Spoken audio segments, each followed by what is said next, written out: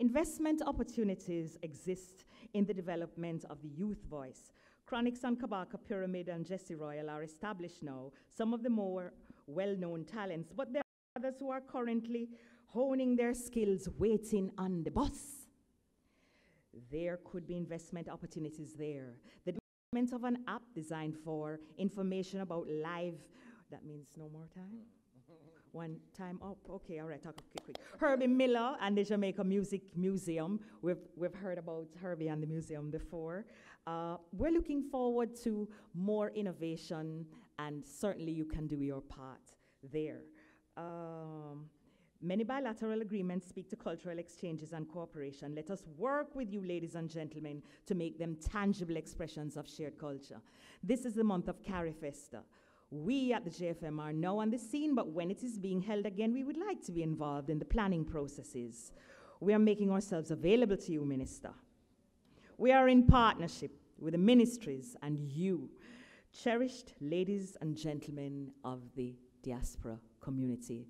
You know, you made the effort to be here today. There's so many times when Jamaicans overseas just discuss what is wrong with Jamaica and offer no input more than armchair conversation. Here you are, offered yourself to make a difference, and we are grateful. We do not take you for granted, and I'm talking about the whole Jamaica. I'm not talking about the JFM. Thank you very much for being here. So we need new formulas to formalize the industry, and you can help. You can provide us with business expertise, education, and training. The fact that you are here means that we have an opportunity. We are hopeful. Thank you very much. We want to thank Karen and all our panelists. Didn't they do a good job? Yes. Because if you think about it, just as on a balance sheet, Jamaica's cultural assets, strong and diverse, right? And the question is, how can we capitalize on this? And I think Karen gave us some good tips on that. So, Q&A section now. I'm going to ask you to just press the button in front of you so that we can recognize you. And so, brief questions. Just allocating 15 minutes for this section. Brief questions and brief answers. The way I would put it, Twitter limits on the questions, 140 characters. Right? Go ahead. Please say your name, where you're from, and then the question. My name is Joan Webley. I'm from Jamaica and representing Nanook and the Jamaica Music Conference. I thought all of the presentations were excellent, and I thank the speakers for their time. I wanted to just very quickly reiterate what Ms. Karen Smith was saying, the need for support for those who are actually taking part in the activities now. I strengthen what the minister has said in terms of the interest to form public-private partnerships. I commend this as a real way forward. And like the JFM, please note that the Jamaica Reggae Industry Association, Jamaica Music Conference is also looking forward to working with you in this regard. There's the Poetry Society, Manifesto Jamaica, Alpha Boys Radio, Dub Club, Jamnesia. Several spaces are active and in need of this kind of coming together in the way that South Korea and other governments have done this, working with the practitioners to kind of make a meaningful difference. My final statement, thank you for the time, is just to invite the diaspora to come back again in November for the Jamaica Music Conference. I feel that these kind of outreaches and linkages need to happen a lot more frequently than every 2 years for us to really make meaning of it. Thank you. Thank you. Good. All right. Thank you very much. So there are 2 microphones in the aisle we're going to take from this section. Yes, sir. Yes, give thanks. Michael Barnett. I'm very glad to hear about the discussion on the issue of music halls and the infrastructure that is needed here in Jamaica. And actually would implore those members of the diaspora who feel passionately about the cultural super sound of Jamaica, reggae, investing in music halls, infrastructure. But what we need to identify the locations that the music halls would be installed in. So Kingston, I know there are some discussions about possible locations for a music hall there. I think it would be suitable to have a place identified in Montego Bay. But sure. All right, we got you. We need to just basically action. Thank you very much. We know the problems, action, but no, we have. Noted. I'm going to take the other question now. Thank you very much. Minister Granger will respond to that shortly. I'm going to take 3 at a time, and then our panelists will respond. Yes, good morning, Reverend Bennett, Northeast Diaspora. I want to commend the panel and what is happening in the particular ministry regarding to the product of our music and culture. It's great, and thank you so much for the work that you have all been doing. My concern has to do with us in the diaspora. I'm listening to the sessions, one after the other, and there are particular needs that are coming forward, but I'm not hearing any strategy for diaspora-wide. And I'm wondering, how is it now that after we leave this conference, as members of the diaspora, we are going to get together to say, how do we help in these regards? Is it that you're expecting us to see the need and just respond to the need openly, or are we in the diaspora outside of Jamaica going to organize ourselves and say, okay, here's how we are going to respond to the various ministries and the various needs? What can we do? Is there? We have in UK a system where promoters who are having events also pay a small fee. So the framework can be designed by the ministry, and we can advance that, make it a easy medicine to swallow, so we can create a narrative around that. So we're standing by to support any initiative that can recover some mechanical rights. Sure. So that is one point. Thank you very much. And then this last question from here, sir. Winston Miller from Markham, Ontario, Canada. I just want to say kudos to the panel. And Minister, question is directed to you. I want to thank you and your team as well. But apart from getting UNESCO to acknowledge reggae music as a Jamaican distinctive, what else is being proposed to protect, control, and benefit from our intellectual property? I have had the privilege of global travel. On every corner of the world, I see our icons being used to market local products and services. Our flag, our music, our food, and our sports figures. Certainly there has to be somewhere that we can benefit from that. Sure, we got the question. Thank you very much. I'm going to ask our panelists, starting with Minister, to answer these, and then we'll just take the 5 persons who are currently standing. So, so those will be the only other questions we'll take after these questions are answered. All right? Minister, please. I think we're going to ask you to use this microphone. We've got a long list here. All right. The first one on the music halls. On the music halls. Now, I always have a saying, you eat an elephant a bite at a time. We have limited resources. We don't have a proper concert hall or performing arts center. But we must start somewhere. And so the plan is to establish state-of-the-art facility in Kingston, the capital. However, across Jamaica, there are facilities that we're going to ensure are upgraded, not just for music, but also for sports. So you have auditoriums, school auditoriums, that there just need to be further upgrade that those facilities can be used.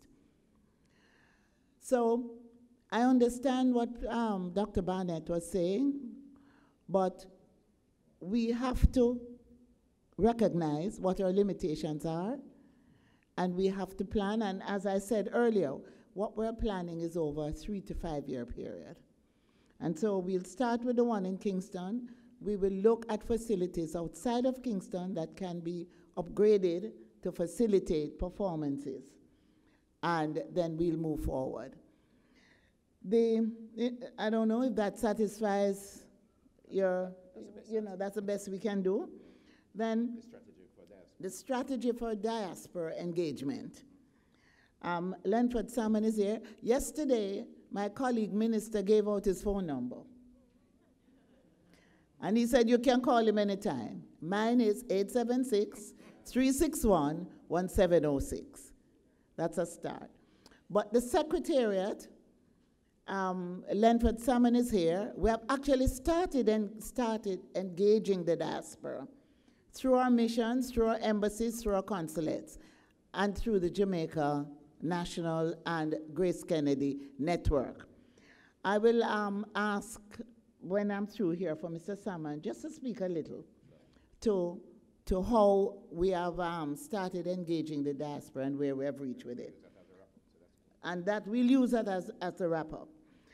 In terms of mechanical rights. Now, mechanical rights. Now, if you make a song, if you produce a record, the producer of that record is responsible to pay to that artist the mechanical rights. Now, if you're in the business as an artist, you're supposed to make sure that you have structured your business in the right way. So that is a matter that we have to educate our artists, we have to educate our writers, we have to educate the people in the industry how to ensure they protect their rights. And it moves me into the last comment where the intellectual property. We felt as a government that it's important to ensure that reggae is inscribed and protected through UNESCO. And so we have made that move. But separate and apart from that, we cannot copyright the flag. We cannot, no country can copyright the use of their flag. We can establish the protocol for the use of the flag, and we can take action if those protocols are not observed. But as far as images of our icons, Bob Marley, for example, through the Bob Marley Foundation, his images are protected wherever you see it's used. It's either there's an agreement for its use, or if there's no agreement, then action, legal action will be taken. And so it takes us right back to the fact that those of our cultural icons whose estate, if they have passed, or who, if they're alive, they have not done what they should to protect the use of their images, we are here to assist them in observing what they need to do. I'll give you a quick example. Someone is a songwriter. He writes a song, he records that song, and it's out there playing. If he hasn't gotten a publisher, and if he has not registered his song, whatever earnings come from that song through performing rights, through that song being played in this facility or played on radio, those funds stay in a society, and those funds are shared amongst the members of that society, because that writer did not make sure that he became registered, he belonged to a society, and that he has a publisher. So there are some basic things that we have to start doing, and we have to assist our artists to make sure they understand the business of the music. If not, they'll be constantly exploited, and we will constantly lose money because we have not put the right things in place. I think those comments, Lenny, well, you could just come up and make quick remarks here. Thank you. Just before Mr. Salmon, I'm going to ask 1 second. Let's do this. The two persons who are standing there will speak, will ask questions. The first three over here. Before that, I'm going to ask Mrs. McDaniel, Ibo, and then Mr. Salmon. Very brief comments, all right? Sorry, and please don't press the mics. We're using the microphones at the standing in the aisles, all right? Those are the ones we're using. Do not press the mics. I gave you wrong instructions at the beginning. So please turn those off.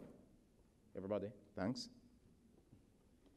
Okay, in relation to the protecting and controlling and benefiting from our intellectual property, Minister spoke, and we have heard about the Marlies, for example, protecting their trademark.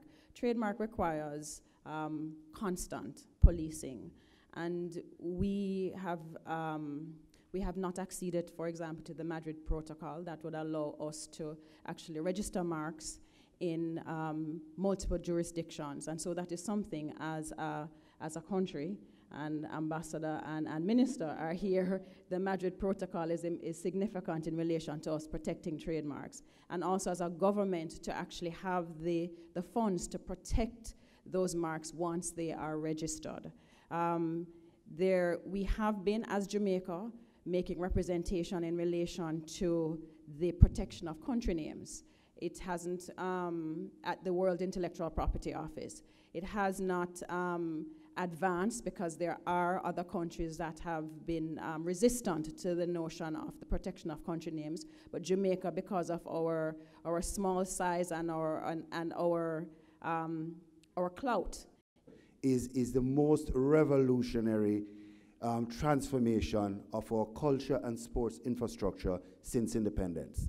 And that's why we want the entire Jamaican community at home and abroad, especially across the diaspora, and to let us build that facility as a family, for you to buy into that facility, for you to contribute your own part, play your own part in helping us to fund this facility. That's over $6 billion Jamaican dollars. In a tight fiscal space, government can't afford that in the short term. You can help us, and we are coming to you. That's one of the ways that you can move this program forward. Thank you very much. All right, so time is up. Time is up. I'm going to ask us, there are 2 persons standing there and 3 there, to just say your questions very quickly, and I'm going to just ask the panelists. Let's do this in 5 minutes. Let's see if we can do this in 5 minutes, starting with the 2 ladies there. Okay, greetings everyone. Yeah. First of all, very grateful for the opportunity to be here and for all the ones who are gathered. I'm not one to talk about the things that I do, but I just want to express the space that I'm coming from. We have to do it very quickly, though. In the creative industries, in many capacities, working with artists as part of their management team, working within the Rastafari community, etc. I definitely think there should be a focus as to what will happen after here. There are many spaces within the creative industries that need support. Just to bring to your attention, for example, the artisans, many of the people who create craft products, they do a lot of work with their hands and they're putting in their talent, but they need the financial support. That's one area. There's another area that I would mention in terms of just the collective security, the role that the radio needs to play in terms of the artists. Like, I don't see why in Jamaica we're playing so much foreign music, and that is adversely affecting us. I don't know if we can set up some auditor general kind of thing for the radio, but it is long overdue. Like, it's unacceptable that when people come here and they keep switching the radio stations, we're playing so much foreign music, and therefore people who are visiting don't even get the chance to get exposed to our culture to see how they can support. Okay. And I definitely want to reiterate about the events. There are many event producers like myself who were smaller. We're not at Tony Rebel and we're not at Sumfest, but all of them started somewhere. And many of us have really been doing a lot of labor of love. And when we try to get support from corporate, it's not necessarily forthcoming. So the diaspora can certainly assist in that regard. I had many other things to say, but all right. time is Thank short, you very much. so Good. Thanks for your comments. Next. Good morning, distinguished panel. First, I wish to thank all of the creative entities that I interfaced with last August, filming in Montego Bay. Many partnerships realized. We manifested a 6-episode series that will be premiering, launching in August on TVJ. This is a huge accomplishment. Very good. Congrats. Having said that, we are commencing the 2nd season of 6 episodes starting August 21st. What's the name of this? What's the name of the series? The Rich and the Ruthless. Please go to the website, therichandtheruthless.com. Okay. But I must say that we are commencing the 2nd season starting August 21st through September 1st. This features Oliver Samuels. This is about job creation and economic growth. We use the lab. I license music from Rupert Bent, Adrian Lopez, and the list goes on. But if Jamaica does not invest in itself, I cannot continue to come to Jamaica and film. So that said, I must have the willingness of investment from the public, private, political sector to support this endeavor to continue. Thank you. Good. Thanks for your courage. Thanks for saying that. All right, so we'll take 5 minutes. 5 minutes are almost up. Go quickly, please. Yeah. All right. Good morning, distinguished panel. My name is Marie Kellier. I want to go a little bit further than my colleague from the UK and say I am offering right now, right here, today, afterwards, anyone who's interested, I'll be in the room. I have cards. I'm a producer. I have an MFA in film and video production. I have a BA in theater arts. I am available. I came directly to Jamaica for this session of the conference. I want to be used. Use me up. All right. We heard that. Thank you very much. Next year. Hello all. Dr. Clovis Nelson. Quickly, thinking big minister. I love that. I love the idea of Project Legacy or the Legacy Project. My question is, how big is the Legacy Project? Does it encapsulate the arts in general, or is it just focusing primarily on music? All right, we got that. You got that, Minister? Can you repeat the question? In a nutshell, does the Legacy Project involve other aspects of the art, and if so, in what way? Okay, other than music. Got you. All right, thank you. Last question now. Hi, Andrea Yerod from DC, USA. A quick question and suggestion. The minister, someone on Sunday mentioned Jamaica being a cultural superpower. And we have certainly seen evidence of that in a number of the performances, live performances that I've enjoyed. I don't always see that reflected in the music. Someone mentioned that earlier, both in terms of how much reggae gets played, and forgive me, maybe the scope and the diversity of reggae that gets played. So my question would be, do you think, perhaps, I think specifically to Mr. Cooper, do you think that with the music, for the most part, that's being produced and widely heard today, we could have attained the status of cultural superpower based on that? And then my suggestion for the diaspora is perhaps to set up a hotline or something where, as he mentioned, so many people travel, we can report situations where we think there is abuse of the Jamaica brand. Thank you. Thank you very much. Boy, you're sneaking in one on me. That was the last one. Anyway, go ahead. I was in line. I'd said three. I'd said the first three in line. You didn't see me. I was behind her. Go ahead. I'll be very quick. Cheryl Dixon, Washington, D.C. Film Society, and I just wanted to have, again, I think someone's mentioned the importance of having a forum for information and idea exchange, so we're not reinventing the wheel and we're sharing best practices.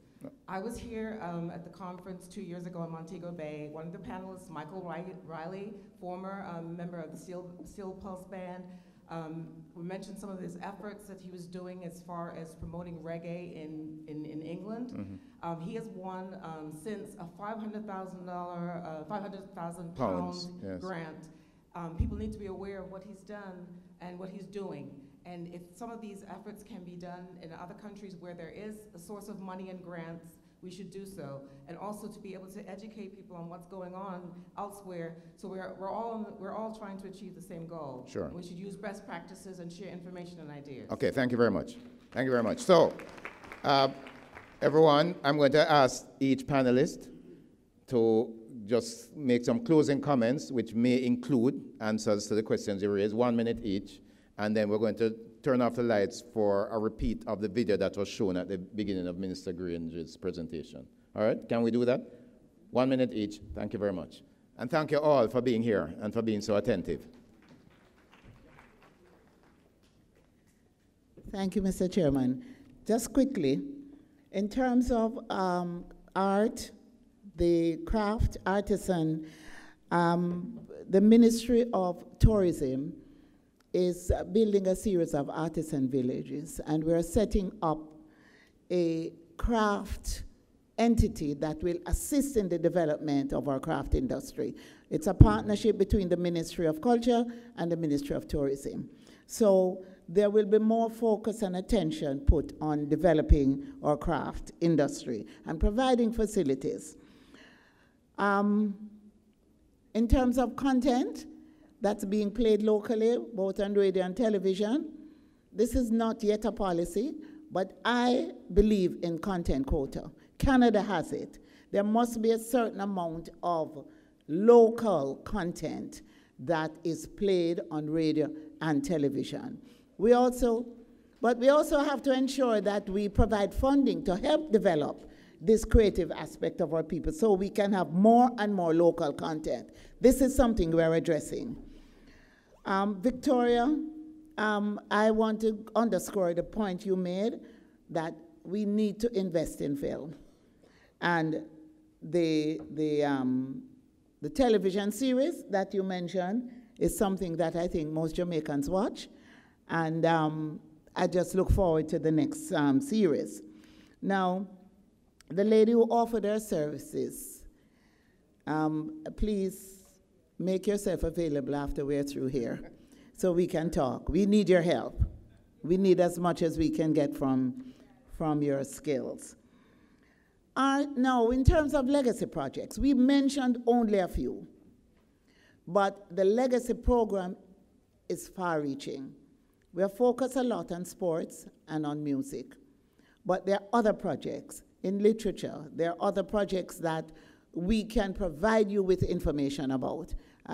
Because it's limited time, I won't go through a list. But just to say, it's much broader than sports and music, and we are available to provide you with the information. Ibu will take the one about reggae music and its impact today, but I just want to wrap up by saying that we are establishing the Cultural and Creative Industries Council, which will take in all areas of our culture and the creative industries. That council will have representation on it from a minimum of 5 ministries, because we have the creative industry spread across various ministries.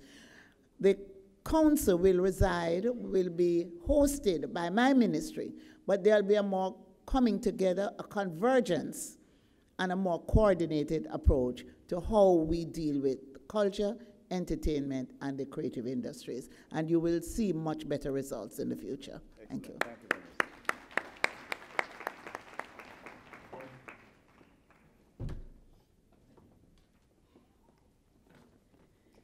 Thank you, Minister. I just wanted to underscore the breadth of our cultural and creative assets here in Jamaica. Minister spoke to literature, and I wanted to inform you, for those persons who do not know, that in May of this year, we named the second Poet Laureate of Jamaica, female, Lorna Goodison, and who is also a member of the Diaspora. And so our literature program is actually moving apace. We are really looking as well at having various cities designated creative cities of literature. Ibo spoke earlier to the designation of Kingston as a creative city of music. That designation allows us to build on our orchestra tradition and our classical tradition in music that dates back to Samuel Felsted in the 1600s here in Kingston. And so we're looking at developing and building as a ministry and as a government that orchestra tradition through the Kingston Parish Church, through persons like Music Unites with Rosina Moder, in terms of unearthing all those classical musicians that have lived and died in Jamaica. Then theater arts and other forms of the culinary arts, gastronomy, tourism has been dealing with that, and we're working together with the Ministry of Tourism on developing and building the gastronomy sector. So there are a number of different things that we have been doing in relation to the creative industries, and we invite the diaspora to be a part of that, and we want to thank you for your assistance thus far. Thank you.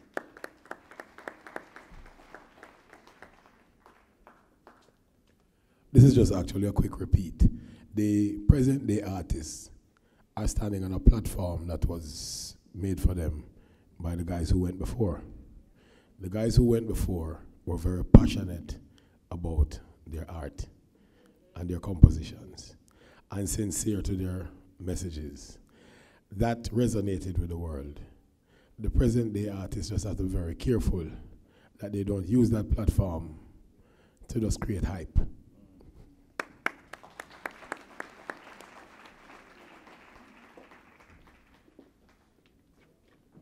Ladies and gentlemen, my community, the practitioners of music, particularly live music, we want to thank you. We look forward to partnering with you. We have just re-registered about, as I said before, about 2 months now.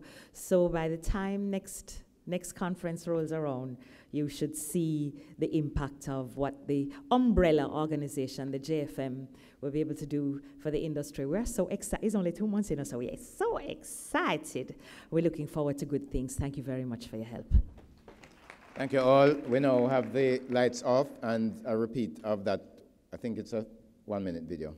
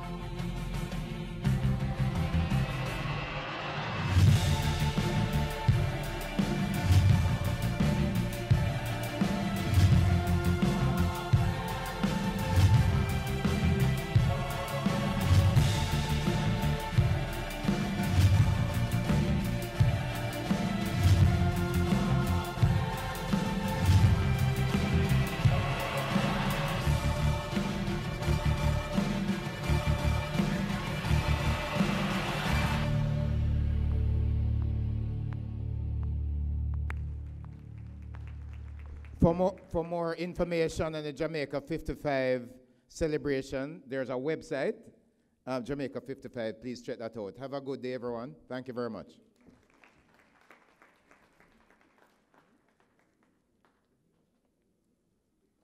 Just want to thank Courtney and the panel and ask you to get ready for the next session. Before you all depart for break, very important announcement.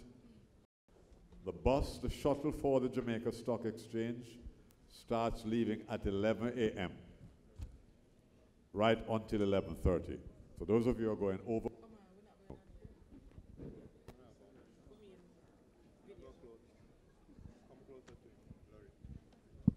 could the other panel get on stage, please?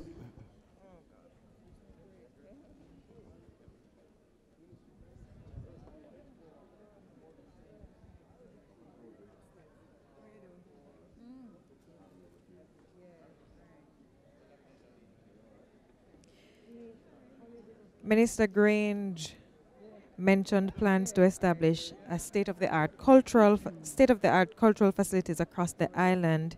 She mentioned that infrastructure such as a proper concert hall will be built in Kingston and the refurbishing of school auditoriums. So these are initiatives that members of the diaspora can actually support. Absolutely. And of particular interest, she also mentioned the renovation of the Ward Theatre, one of our great cultural and historical sites. And in fact, the government has already allocated 32 million to the restoration of the Ward Theatre as one of the Jamaica 55 legacy projects. It's being undertaken right now, and by August, apparently, the facility will be restored to such a level that it can be utilized for events.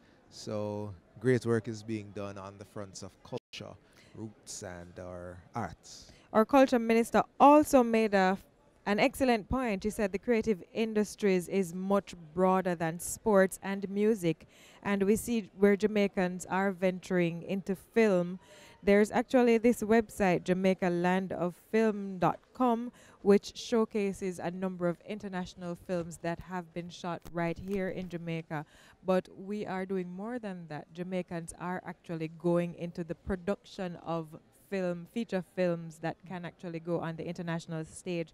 And I know Jampro is doing a lot of work where that is concerned as well. Their website is jamaicatradeandinvest.org, so persons can actually check that out.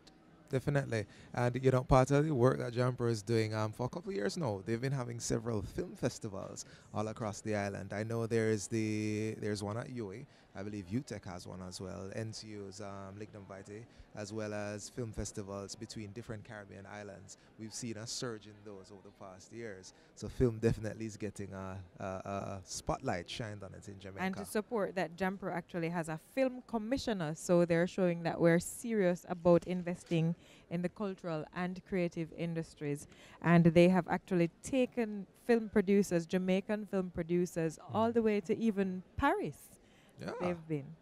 That's interesting. That is very interesting. So, Lorraine, just to recap for our viewers and listeners, the Honorable Olivia Grange presented, Dr. Janice Lindsay presented, and we are about to go into our next plenary session. This one is Small Businesses, Big Ideas. This session is going to deal with small and medium enterprises and also social enterprises. And while you're talking, I'll hand over to the moderator, Professor Hamilton. Rosie, you're on. Thank you very much. All right, we're going to move into this set of presentations as soon as possible because we are an hour and a half behind schedule. So we're going to do some catching up as best we can. So I want to invite the panelists to join me on stage. I know we have Safria Brown. We're waiting on Mrs. Nadine Spencer, and we're also waiting on Robin Levy. As soon as he joins us, we'll kick off.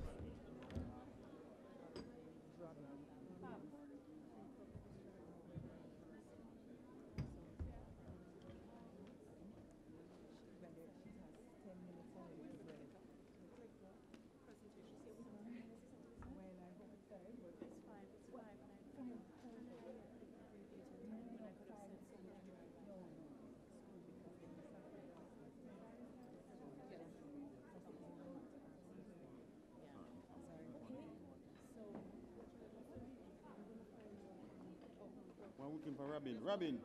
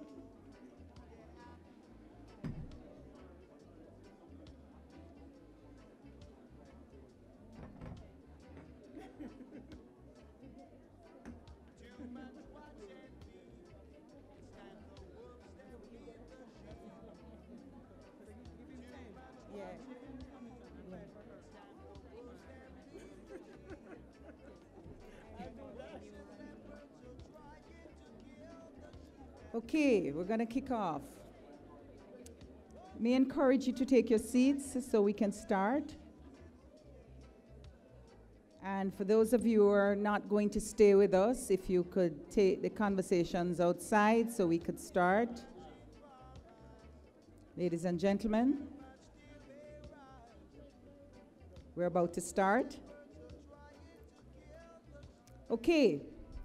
Can I welcome you to the second plenary session, Small Businesses, Big Ideas, towards investment in small and medium-sized enterprises and social business enterprises. I want to just start by putting this discussion in some context. The available macroeconomic and establishment data suggests that SMEs and SBEs can in fact accelerate growth and sustainable development if targeted to support the sectors such as education, ICT, healthcare, creative industries. And we've just spent the last hour and a half talking about the importance of the creative industries. A survey, however, of about 800 enterprises revealed that the amount of assets owned or controlled by enterprises in these sectors limit their capacity to expand, export, and create jobs. The survey revealed a Gini coefficient of asset inequality of about 0.76. That's very high. The average annual asset of the smallest firms are about $8 million, compared to the largest firms, about $325 million. Importantly, it was noted that the firms in the creative industries, the one that we've been talking about, has the lowest average annual assets as a group, about $20 million. And it was followed by education and related services, the lowest in the group.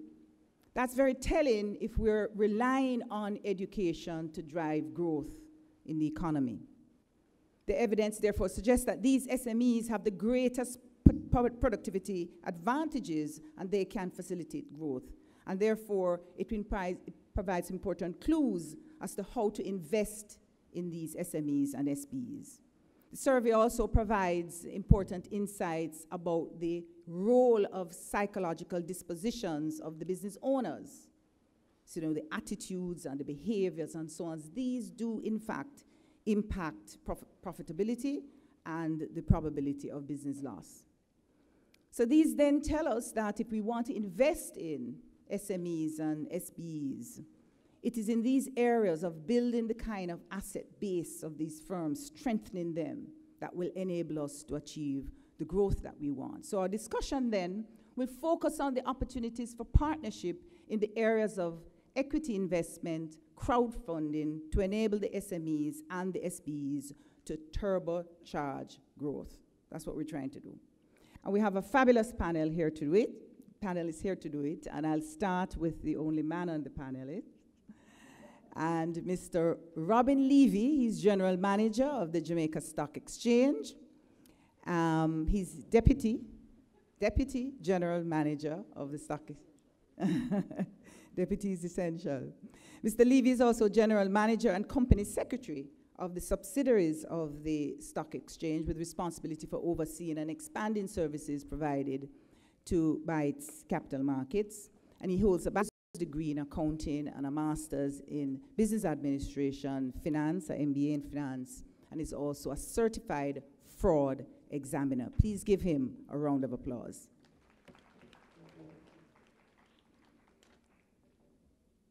We're going to start with you, and then we'll introduce the others. All right? Yeah, sure. Thank you, Professor. Good morning, everyone. Yeah, I'm always a little nervous when I get introduced. When I get introduced and they reach the part about, Robin is a certified fraud examiner. So I like, Professor, for running them all together. Very nice for me, yes. I decided to become a certified fraud examiner because I realized I'd probably never be unemployed. Persons are always trying to commit fraud.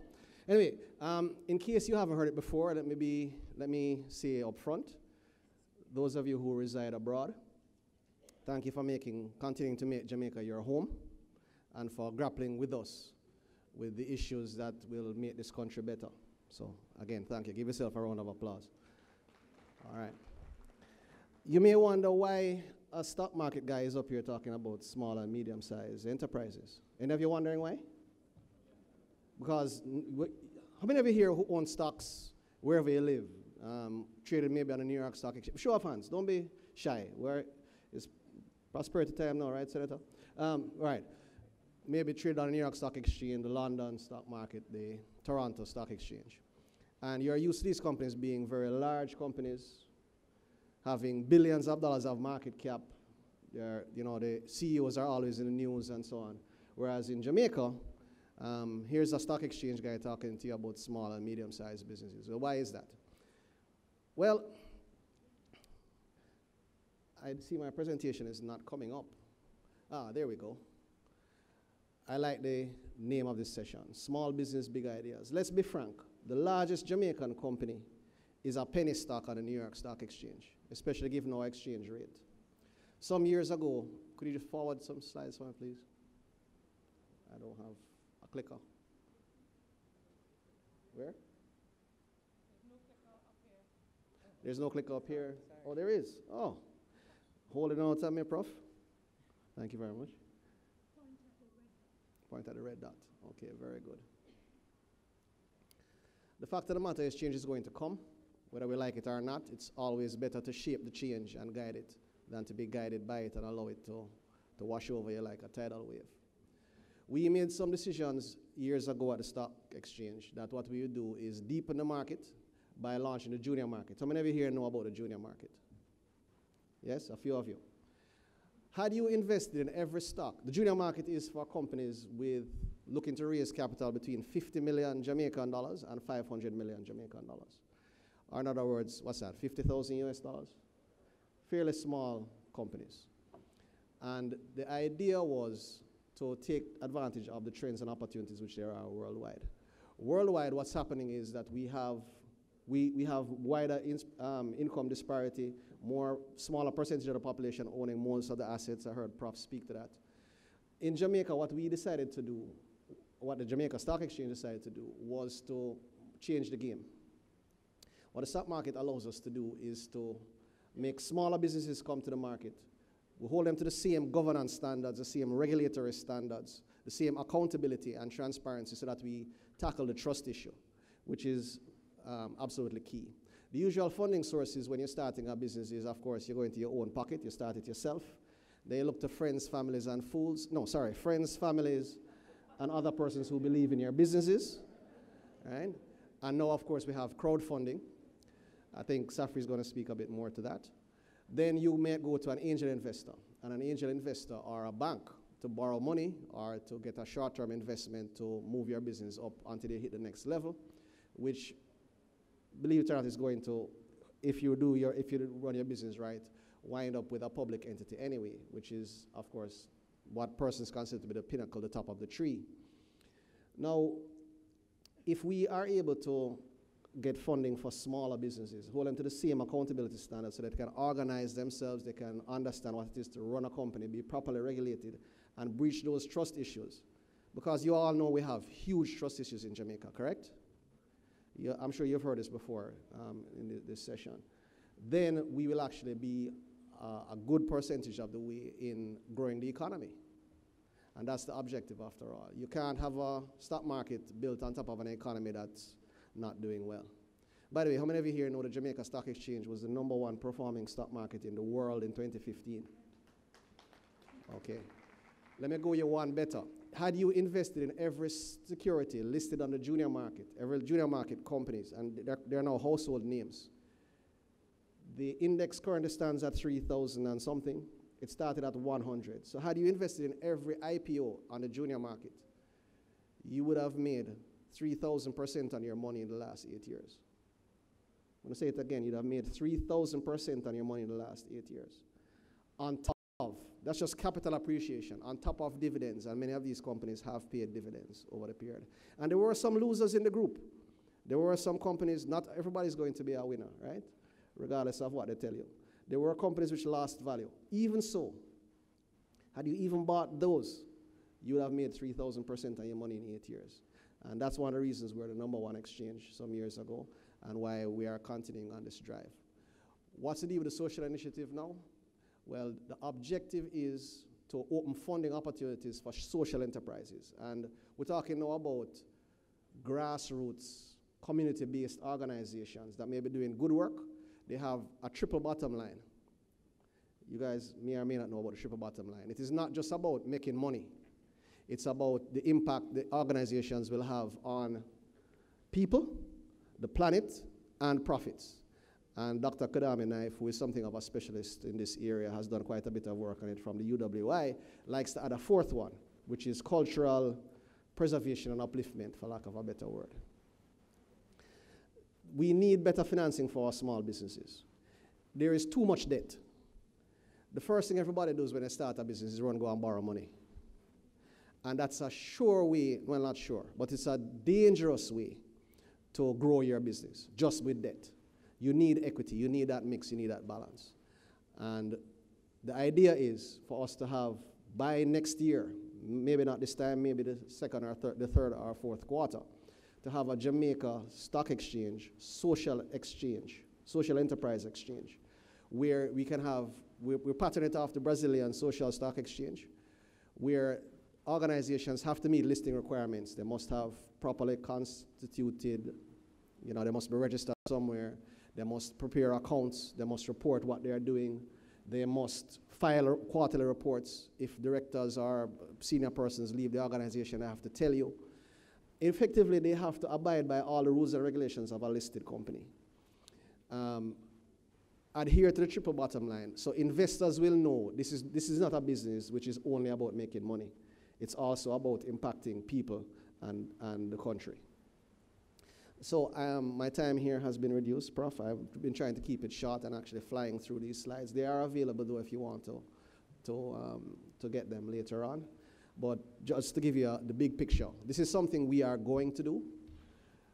We encourage members of the diaspora to go to your hometowns, go to persons who you know are doing good in your organization, in your communities, who have businesses. They may be employing the idea maybe to employ young men who are at risk, or to improve a school, whatever it may be, but it has to be something which is sustainable. So it's an actual business. It has a social mission, but it has a business component to it, and you are expecting it to be sustainable and do well. You can bring them to the social exchange, which will be hosted on the JSE platform, get funding, get some accountability, and really tackle that trust issue. And that's why we're here. I look forward to your questions later. Thank you very much. Okay, great stuff. Well, we've seen the important steps that the stock market is changing. Now, and you've heard about the social enterprises. We're going to hear a little more from Ms. Safia Brown. She's General Manager of Jamaica National Foundation, and she's the very dynamic and innovative leader of the foundation. It has been established since 1990. Some of you are not aware, and this is a company that is really well known for its social corporate responsibility. Chairman, of course, Earl Jarrett. Everybody knows Earl, one of the dynamic private sector leaders in the country. And since 2008, Safri has managed and overseen this mandate of the foundation, and she's led the conceptualization and implementation of a number of outreach programs. And she's well known for the social enterprise project, the SEBI project. This is a social enterprise boost initiative. Please give her a round of applause.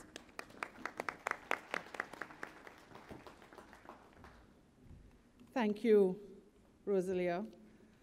Good morning. Welcome to the land of innovation. Welcome to the land of innovators. Welcome home. This is my 4th time at Jamaica Diaspora Conference, and it's actually my 3rd time presenting. And every time I come, I'm always mesmerized by the continuing commitment of the Jamaica Diaspora to maintain relationships and support the development of this country. So it's really, really good to see that after, many, many years, the commitment is not waning. It's only actually getting stronger. This morning, we're here to talk about MSMEs, more specifically for me.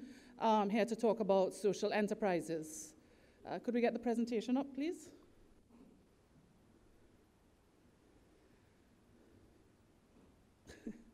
Computer's falling. Okay, so I want to tell you a little bit about the JN Foundation.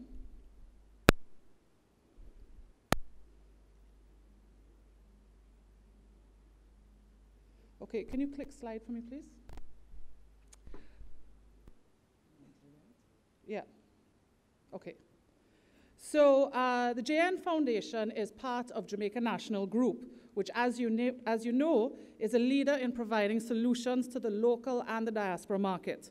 At the JN Foundation, we operate primarily to help all Jamaicans achieve their fullest potential. And we do this operating a very clear logic model and results-based framework.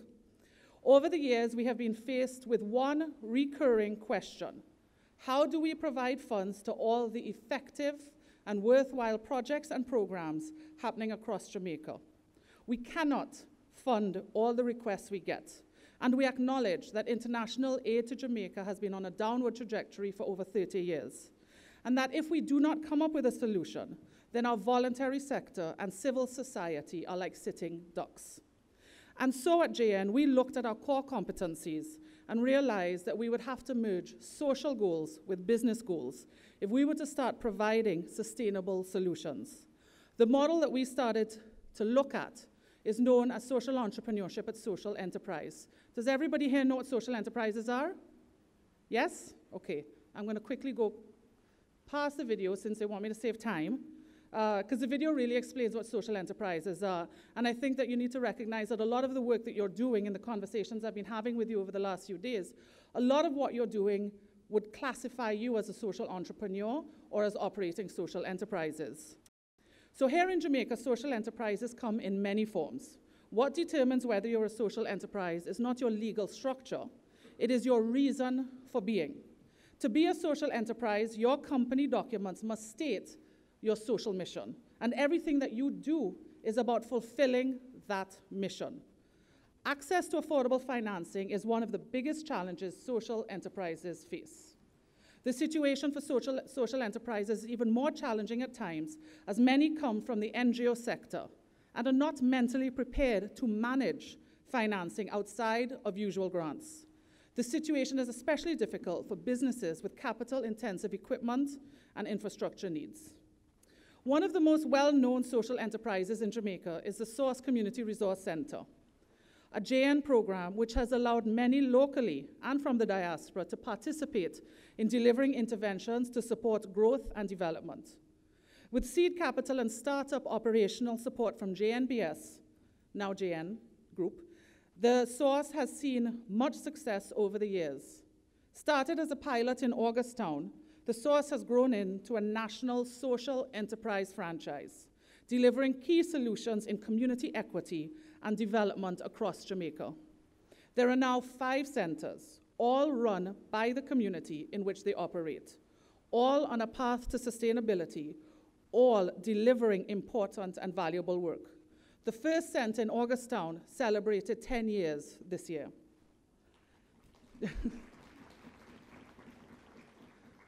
And due to the success of the Source, we designed and in partnership with the United States Agency for International Development have been delivering the Social Enterprise Boost Initiative, or SEBI, whose aim is to create an enabling environment for social enterprises. SEBI provides capacity building support to improve the efficiency and sustainability of social enterprises. We do this through a business incubator consisting of 21 social enterprises across 6 parishes, and an open network which facilitates knowledge exchange between social businesses and business support partners. In addition to capacity building and training, SEBI has also strengthened the marketing and branding of these enterprises. The result is an increase in consumer awareness of social enterprises and their propensity to choose to buy social. The open network activities have also expanded the business and social networks for social enterprises, many of whom would not have had access to these networks. In just 1 year of incubation, at least 50% of SEBI enterprises are growing at a pace which is outweighing their current capacity. This is a great business problem for us to solve. Many of you have been introduced to some of our SEs over the past few days, such as Deaf Can Coffee, whose mission is to affirm young people in their identity as a deaf person, believing in their inherent gifts and talents, taking responsibility for their future, and becoming a leader in their families, communities, and careers. Or JAD Binders, whose mission is to empower deaf and hard of hearing persons to fully participate in the national economy through employment opportunities. JAD Binders has funded its startup and even its losses from the parent company, Jamaica Association for the Deaf. Due to its involvement in SEBI, JAD Binders is now on a path to break even. These are great achievements for them. Or some of you met Shahid from 360 Recycle, who believe that garbage is simply raw material for new products where nothing goes to waste. Developing these social businesses means that the reliance on funding, fundraising, and handouts is being reduced, whilst local change makers are providing important solutions that they are able to take to market and potentially scale. Where an enterprise has a marketable innovation, it is very possible to attract capital from other businesses or venture capitalists. Equity is a good source of funding, especially when it also brings additional technical capacity. But the enterprise has to understand its role in this kind of partnership.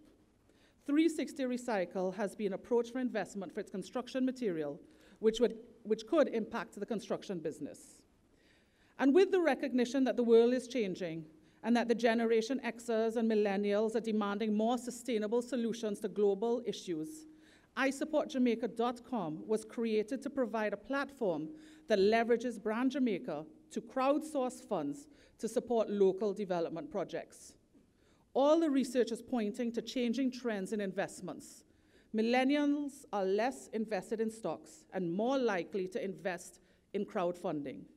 So the first of its kind in the Caribbean, iSupport is a tool open to all Jamaicans who have a program that adds value to their community and is a direct mechanism to engage young people from all over the globe to become advocates of change for Jamaica. Lacey Ann Bartley from Bartley's All in Wood is exactly the kind of investment millennials are looking for. Her enterprises have a network or following on social media, and she was willing to put the promotional work needed to make a success of this platform. Bartley's All in Wood, one of the SEBI enterprises, have utilized crowdfunding to raise approximately 20,000 US. And yesterday, Neil from Farm Up Jamaica spoke about diaspora impact investment and really about creating shared value. A few months ago, JN Bank launched its Diaspora CD, targeting all of you in the diaspora who wanted to invest. This CD allowed you to get a return on your investment and also contribute to the social enterprise sector in Jamaica by sharing a percentage of earned interest.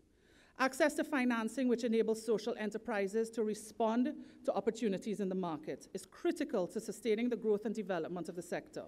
Around 70% of Jamaica's social enterprises are micro-entities with business models that can be scaled with more structured access to financing.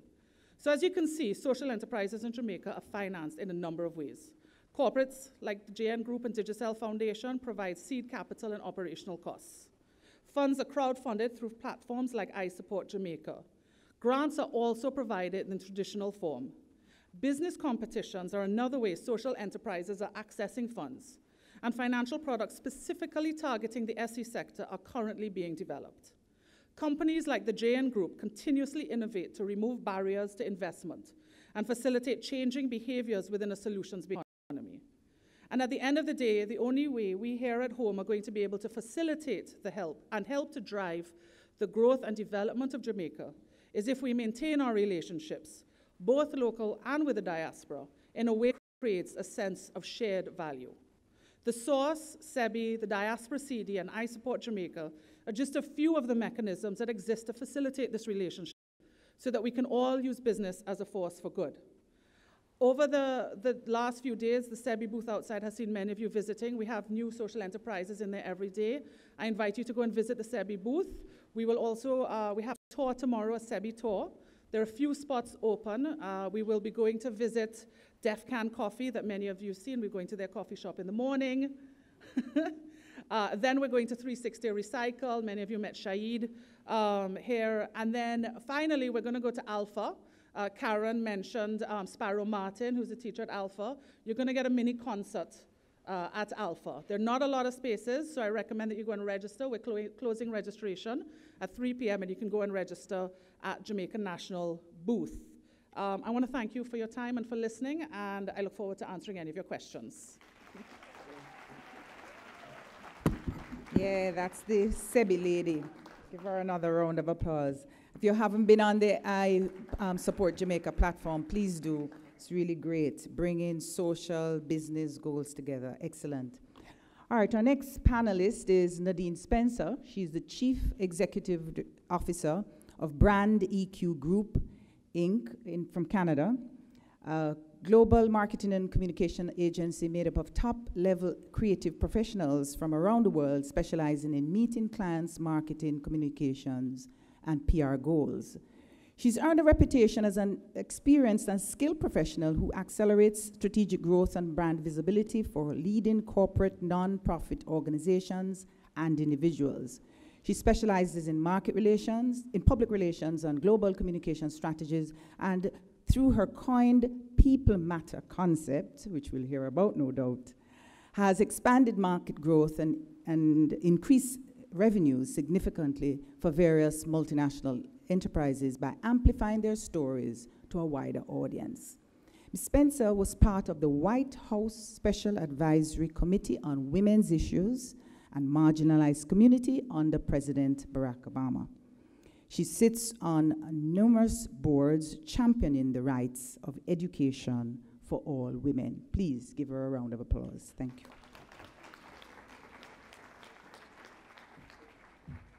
Thank you very much for that kind introduction. Good morning, everybody, or afternoon.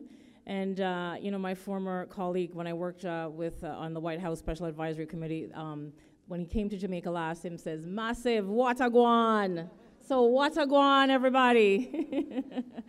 I'm really thrilled to be a part of this session, Jamaica Partnership for Growth, because, you know, as an entrepreneur, I understand what it is to really look at partnerships. So I'm going to take you back to how I got to be a dynamic marketer. At the age of 12, my mother migrated to Canada. Just, you know, another immigrant experience. She left me behind with a caregiver who was not so caring. And part of my story is that she took me out of school and had me go to Spanish Town to buy Bammy for her. I lived in Mountain View, so you can imagine the journey. She gave no bus fare for getting back. I only had one ticket to go, enough money for the Bammy, and I had to figure it out. But when I got to the marketplace, what I realized very quickly was there was value there. I negotiated with the Bammy woman. She would give me she would sell 6 for one price, and I would negotiate that she would give me 8. And then I would take the Bammy that I got from the woman, her name is Althea, and I'd go to another corner of the market, and I would package it. I'd buy some parchment, you know, the little brown bag, and I would buy that and go to another part of the market, and I would sell my Bammy all nicely packaged for more money, and that gave me enough money to not only make my way back home and get me lunch, it also gave me resources. Thank you. And so that's where my journey into business and marketing is born. And one of the key things about small medium enterprises is this. So small medium enterprise is a company that is 100 people or less and under 5 million. But I gotta tell you, for someone who starts with nothing, and you get to that first million, and when you get to 4, you feel like you're Bill Gates, and you feel that there's nothing small about my enterprise. You know, there's nothing small, because it takes a lot. My mom would say, you have to get down on your knee, pangriata, for Priya, to get the results that you want. And it really is that kind of a challenge. But you know, it can happen. And when we look at Partnership for Growth, I really want to talk about, you know, what it is that we can do in a marketplace to take our products and brands global. Now my slider is not, it's working? Okay, awesome, great. So we're here about one hand wash the other. So when we talk about one hand wash the other, it's really about how we work with individuals, how we collectively collaborate with individuals and other companies. You know, collaboration is really the cornerstone for small, medium enterprise successes on a global stage, because the only way we can really get far to a huge trajectory is to partner with individuals and other companies, because it allows us to extend our reach while maintaining our identity without having to surrender our independence and getting to a global reach. It's important to cast your net wide. When we're looking at expansion, it's important to look at all facets, casting your net wide and looking at all opportunities that's available. small, medium enterprises that are performing well in the global marketplace, we have two things in common. One, a wide global reach. We establish a market presence, and that presence is based on sustainable competitive advantage. The world really is our oyster. You know, it's our oyster, but we also have to have a look. How do we look? So as a marketing executive and as a marketing expert, I see a lot of brands that make it and a lot of brands that don't. And the ones that really get the message out and get the job done and make it are the ones who take the time to have a point of difference in how we position ourselves and how we look, how you, your product or service look to the marketplace. So we have to look at what makes us stand out. What's the unique peculiarity, I would say, or unique things that makes us stand out? So last night we were at the Hope Gardens, and I walked in and I thought, here is a great example of a brand strong presence in practice. You walk up and there's the VMBS sign, there's the Grace sign, you go all around. You know, Grace is staying true to our Jamaican platform in terms of the foods that we serve. We have the managed water soup, we have the fish on the cracker, so we're staying true to who we are, but we're also looking good. We're also applying a strategic brand look in how we do it. So it's staying true to who you are, but also applying a structure and a point of difference that sets you apart. And also, one of the key things I want to bring to point is that success is not based on who you know in business.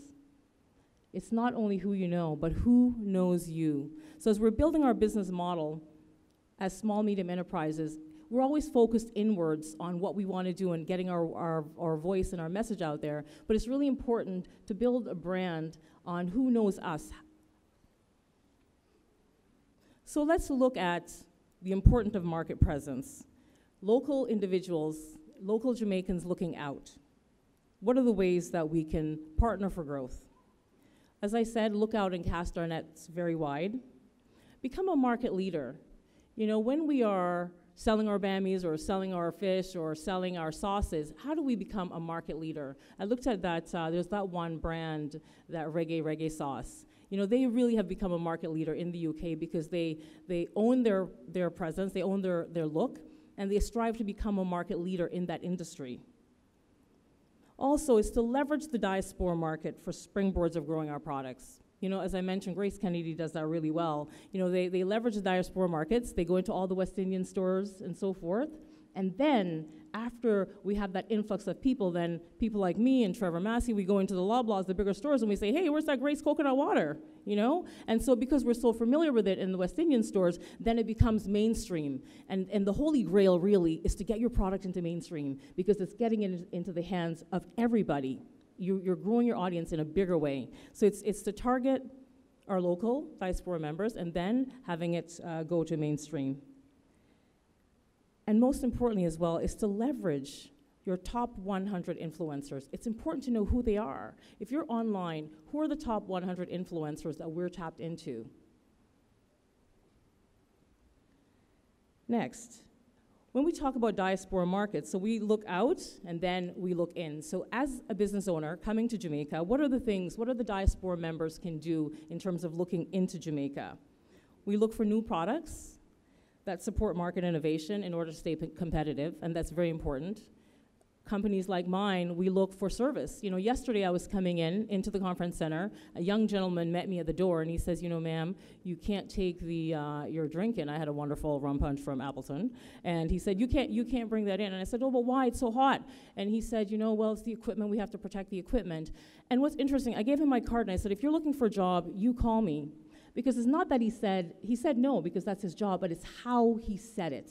You know, service is really important in terms of how you relate to someone. And I said to that young man, you give me a call if you're looking for a job because I love the way you dealt with this situation. So being an entrepreneur and coming, thank you. So coming back, it's being open to also hire. You know, today I've got, you know, a camera person here, I've got an associate here. So I come back and I'm interested in investing in Jamaica, in Jamaican labor, and I'm hiring Jamaicans.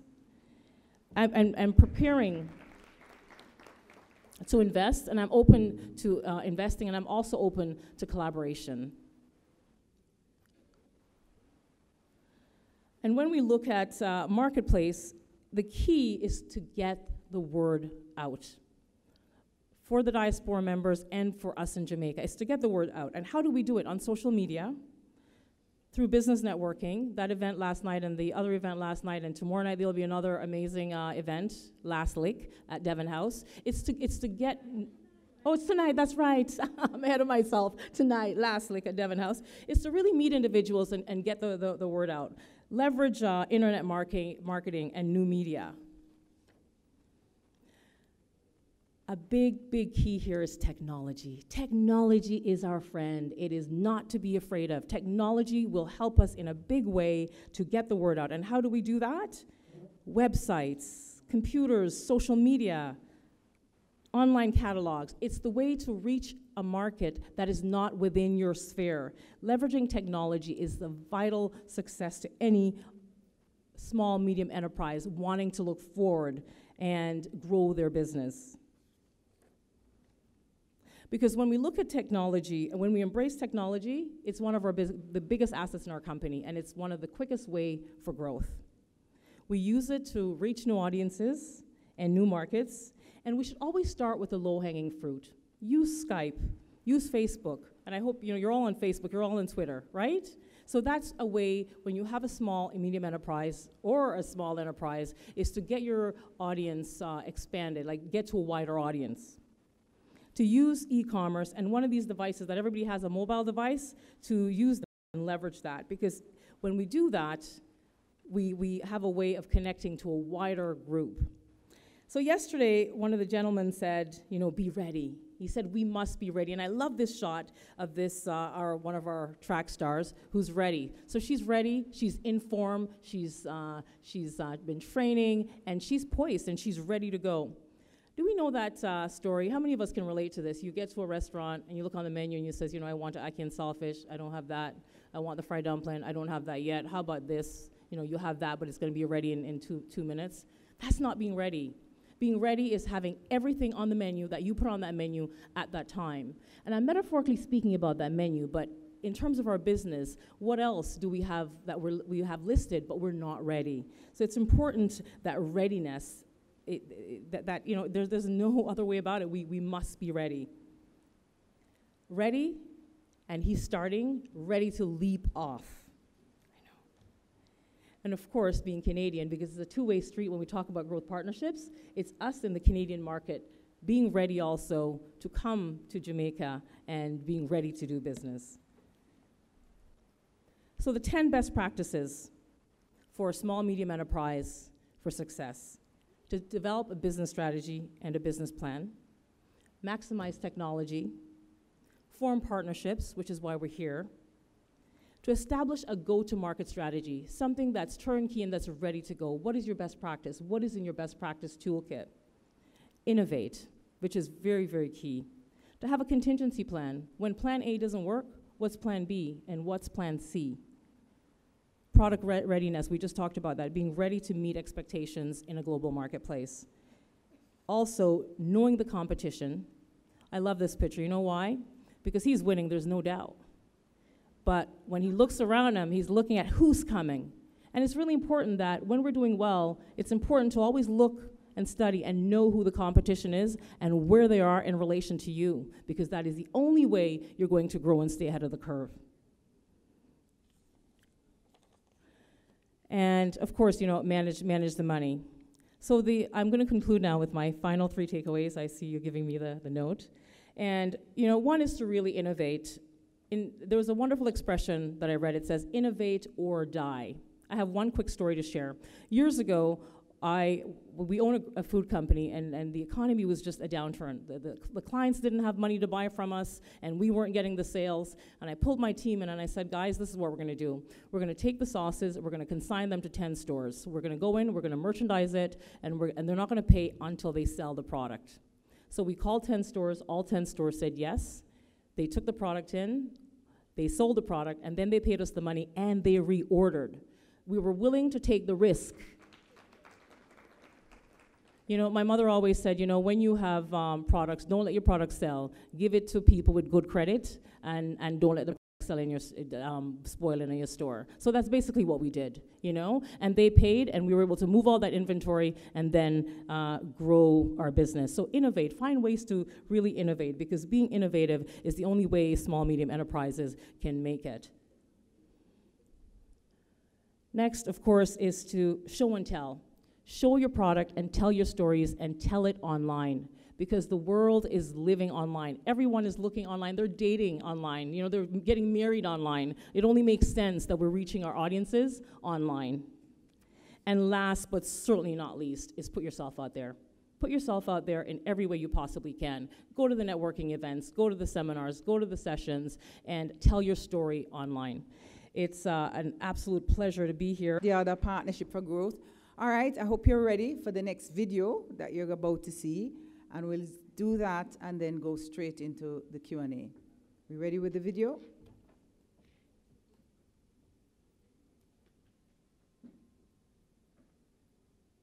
All right, I was told there's a video to come. Perhaps you could line up in the interim for your question and answers right after.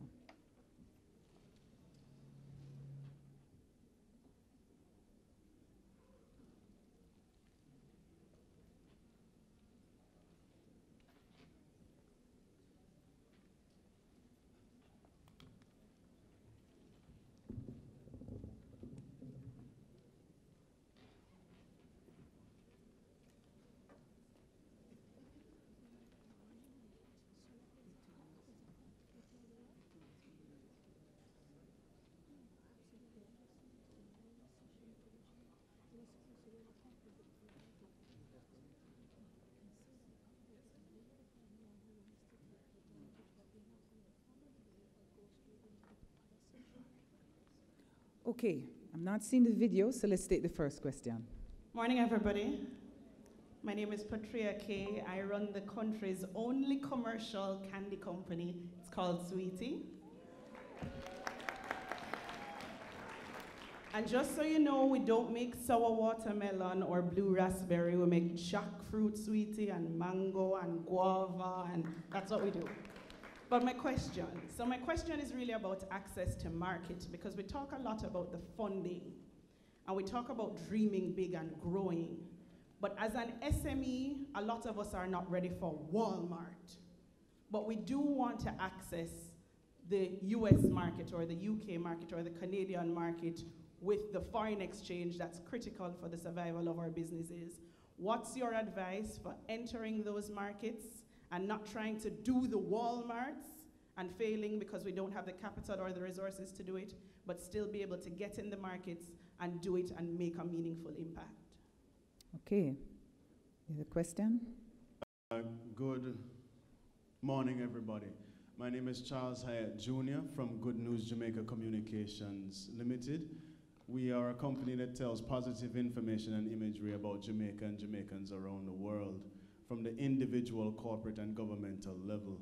What I would like to know is how can companies like myself in media partner with people in the diaspora, companies in the diaspora that are interested in pulling out the stories from the grassroots about positive initiatives, positive things that are happening that are impacting our communities, so that we can have a better image, or an image created, an alternative image created of Jamaica and Jamaicans around the world.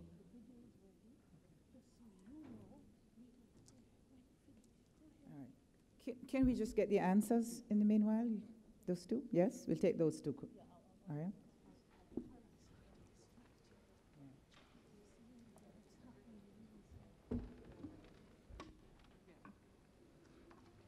Thank you. In terms of the young woman with the candy factory, do you have any candies here? Bring it up. So that's great that you have it here, because you know when you have, always be on brand, always showing and championing your product. You never know who you're going to meet. But in terms of scalability and not ready for Walmart, so I currently sit on an advisory council committee for accelerating women entrepreneurs in the U.S., and the Whole Foods is the head of it.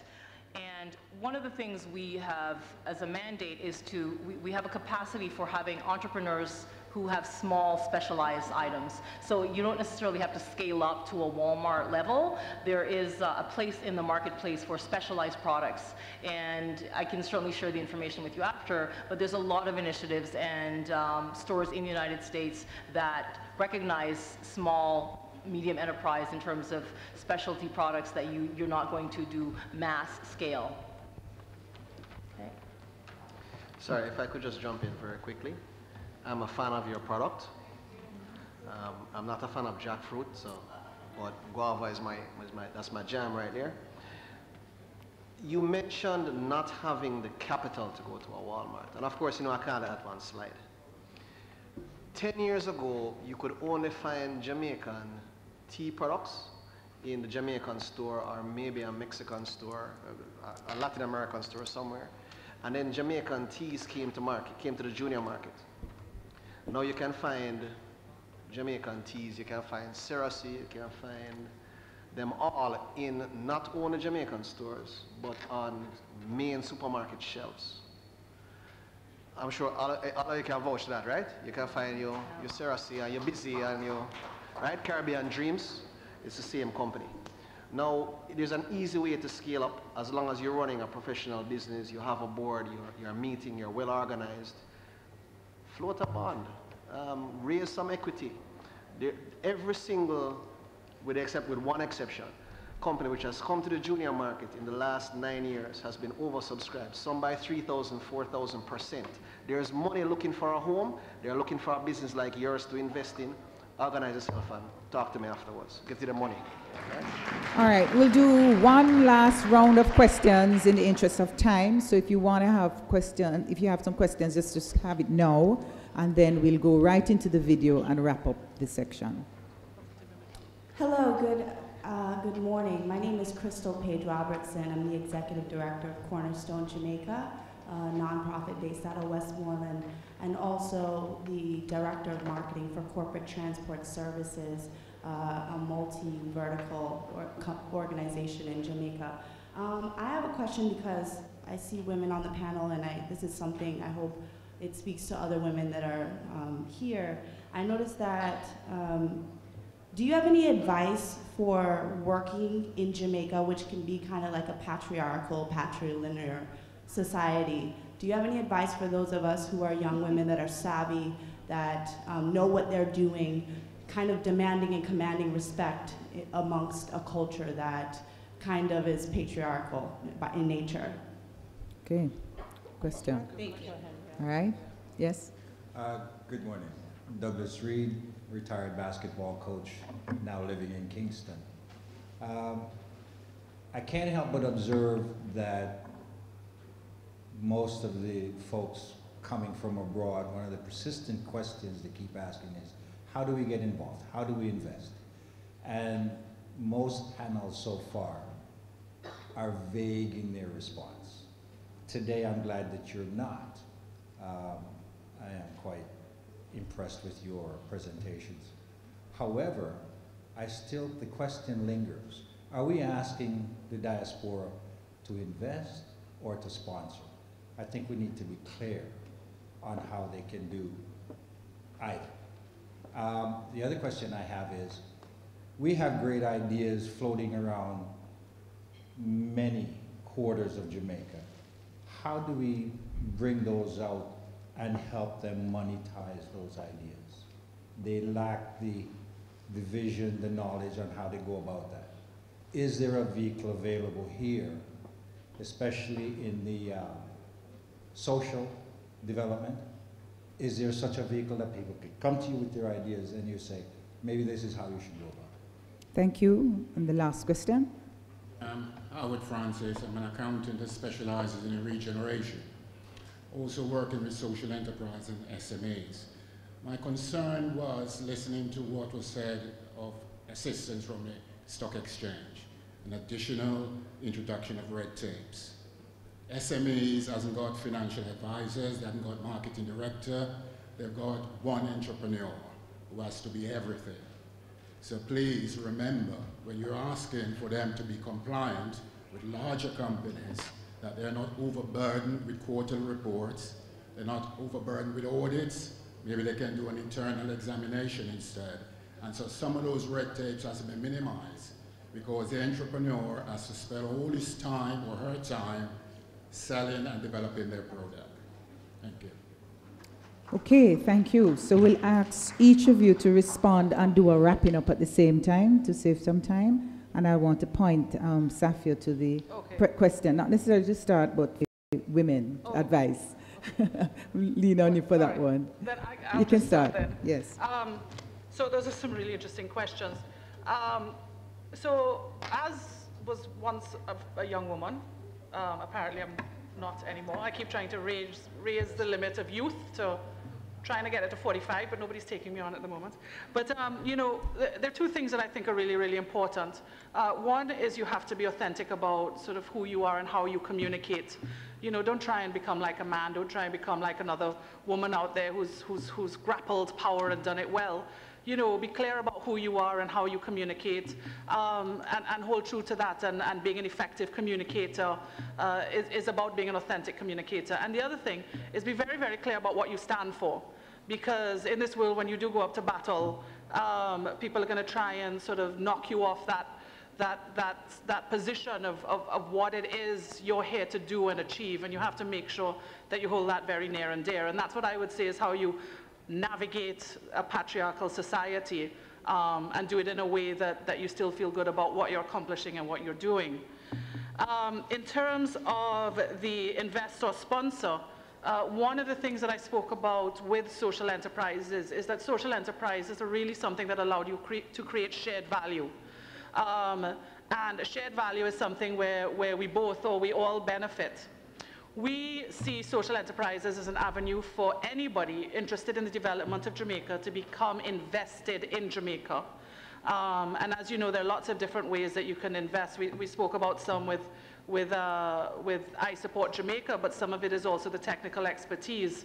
Petra mentioned the market linkages. Market linkages are another big one.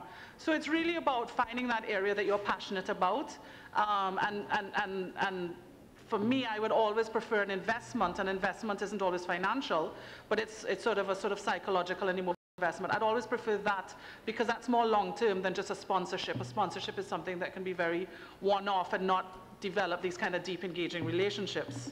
And then the network. I mean, there's a lot of great incubation programs happening in Jamaica. You've got the Social Enterprise Boost Initiative, which I mentioned earlier. You've got the Branson Center of Entrepreneurs. You've got the Jamaica Business Development Corporation. You've got lots of incubations that are happening, Startup Jamaica, for different areas. So I would say go and look at what these incubators are doing, or accelerators, depending on what stage you're at. And finally, in terms of the red tape, one of the things with social enterprises is that we don't believe that the social exchange is going to be for all social enterprises. What we're trying to do is make sure that we create financing opportunities for all social enterprises. Some may only stay on crowdfunding. Some may continue to focus on grant funding. Some might decide that they're ready to scale and it's time to go onto the stock exchange. The point is that we're trying to create that enabling environment so that any social enterprise can develop itself the way it needs to and access money the way that's best for it. Okay, please give her a round of applause. Let me invite Nadine. Yes, the first thing I want to comment on is the money, because you know the money is important, and as that gentleman states that when you're a small company, it's one person doing 100 things. You're the seller, you're the marketer, you're the financier, and when someone asks you for a statement, you're like, what is that? How do I even begin to pull it together? But remember, when we're looking for funding, currency comes in different forms. You know, there's the tangible cash, and then there's partnerships. You know, you can barter, you can look at other ways of getting money. You can trade services, you can trade services and look at different organizations that maybe it's a microloan, maybe it's a smaller amount of money that you're getting to start. And not only that, but leveraging what you have to make it go bigger and wider, you know? So that's you know, don't just look for the big $500,000 loan or the big loan. Start with the small amounts and really look for currency in other forms than just the hard cash. In terms of the woman with the patriarchal society, listen, it's a tough thing when you are dealing with men on a certain level, and the higher up you go, it's fewer women, and it's very patriarchal. But you know, it's important to have your messaging down pat and know what it is you're going in for. You know, have 3 key messages, and you stick to that all the time, every time. You do not deviate from that. You hold focus, and you shift the focus away from, you know, you're beautiful today, or, you know, what you're wearing and all of that, which is what happens a lot to women, but stick to the reason why you're there. The gentleman who mentioned branding, I can't stress enough the importance of market presence and how you look to achieve what you need, your objective. The moment you walk in the door, someone's going to make an assessment. They're going to look at you, they're going to make a judgment, even before you've taken your product out of your bag. So it's important to have consistent messaging in terms of how the product looks, how it's positioned, the collaterals you bring in, and the overall picture. There's a lot of resources online. If you don't have money, Google is your friend. It really is. When I say to leverage technology, there's a lot of groups, there's a lot of incubators, and she mentioned the Branson School. Excellent, excellent organization. But there's a lot of online e-courses, there's a lot of online platforms. Leverage that. Really make technology your friend in all areas, and you will not fail. Great, thank you. All right, Robin, last one. Well, it's great to be the only man on this panel. I have to tell you guys, you should envy me. Not to mention they are brilliant in their own fields. So I won't therefore touch the patriarchal society at all. My boss, by the way, is a woman, and she's hosting a session this afternoon. Those of you who are interested in hearing more about how to list on the exchange and what the stock exchange is doing, please stop by this afternoon. I think the session is at 2 o'clock. We're also going to be ringing the bell to close the stock market today in honor of the Diaspora 55. All of you are welcome to come over to the stock exchange. It's walking distance from here. It's a nice warm day though, so maybe you want to take a shuttle. For the gentleman who spoke to investing or sponsoring, the answer is yes, both. Frankly, we need to get past the age of just having our handouts, yeah, and waiting for persons either here or abroad to send money, which has no return, no accountability. So definitely you can sponsor things to get them started and off the ground. The failure rate of new businesses is high, we know this, but what we're really wanting to move to is investment, where you will actually get accountability and a return on your money. So it's not a handout, it's an investment. And that's what the Jamaica Stock Exchange is all about. And it is definitely not about just having that one person who is doing 100,000 things. You need to get beyond that if you're going to scale up and you're going to get finances and you're going to get serious about your business. All investors look for 3 things: good product, good team, not just one person, God forbid a bus hit you down tomorrow morning, and good traction. And so we encourage you to look for those things if you're scaling up your business. Welcome you to this session this afternoon, also here, hosted by my boss, a woman, Mrs. Marlene Street Forest. Thank you. Please give the panel a round of applause. Excellent, thank you very much. By the way, organizers, you got the gender balance correct. We're going to go to the video, but before we do that, so you can line up the video for us, Minister Babsy Grange has an important message. And as she comes up, I'll just say to my sister, there's an organization that's trying to build sisterhood in Jamaica, very new, so you can see me after. All right? Good. Thank you, Madam Chair. I just wanted to, within the context of promoting Brand Jamaica, I just wanted to announce and to provide some details about Jamaica House, London 2017, Indigo 2, O2 Arena. And that will be the official hospitality house of the Jamaican delegation at the IAAF World Athletics Championships. And as some of you may be aware, Usain Bolt On this occasion, it will be his final appearance in competitive track and field. And so Jamaica House takes on special significance on this occasion as he exits the stage, the world stage of competing in track and field. And so the diaspora is invited to come and share in that wonderful experience. The facility will be open to the public from midday every day from the 5th of August to the 13th of August. And we will have nightly entertainment featuring such artists as Ziggy Marley, Protégé, Luciana, and there's a long list.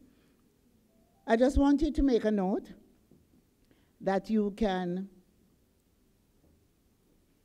send your queries to this email address, jamaica55secretariat@gmail.com, and we will provide you with all the details on Jamaica House. The website, jamaica55.gov.jm. And the Jamaica High Commission in London is available to provide you with additional information or to discuss with you your involvement. And the High Commission's number is 011-44-207-823-9911. And so we are inviting you to join us at Jamaica House, Indigo 2, O2 Arena in London. And the hospitality facility is a collaboration between my ministry, the Jamaica Tourist Board, and the Ministry of Tourism. Thank you. Thank you very much. As we move to the next panel, please, you can take a break. We're going to move quickly into the other group. So we'll have the video, and the video will be playing, but you can feel free to take a break, and then we're going to move right into the next section. Of course, tomorrow is Diaspora Day of Service. More information, you can get it at the booth at the front. The coffee break is outside, but we're not taking a formal break. All right? Thank you very much.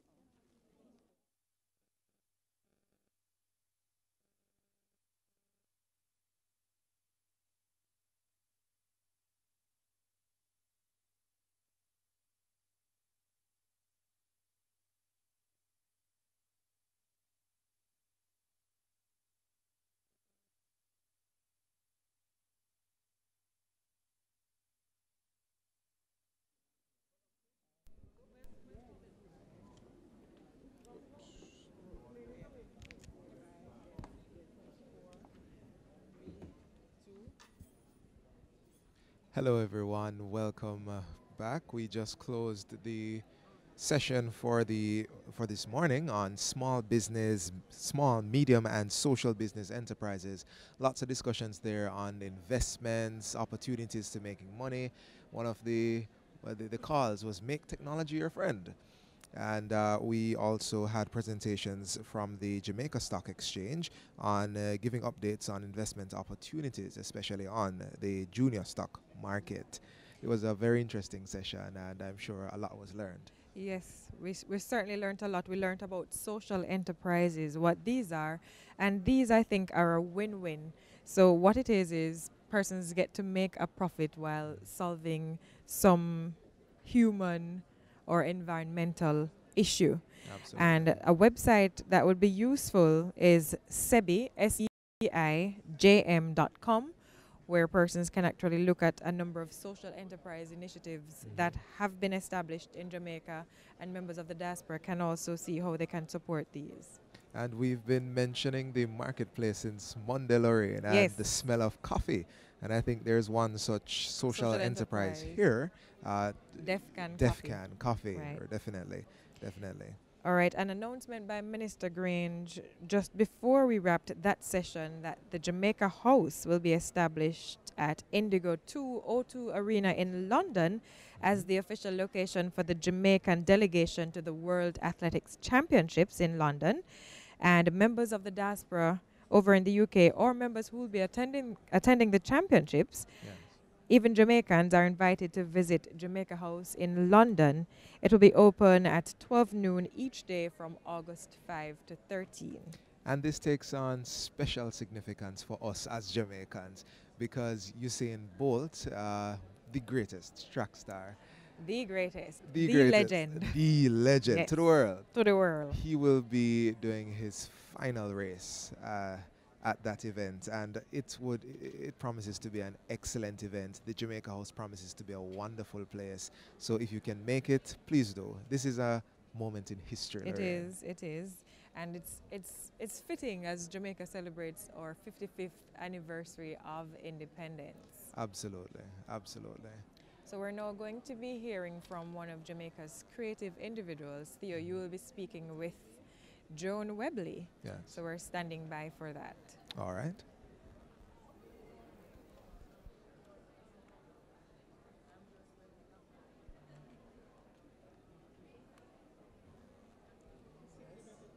We never get the cutaway.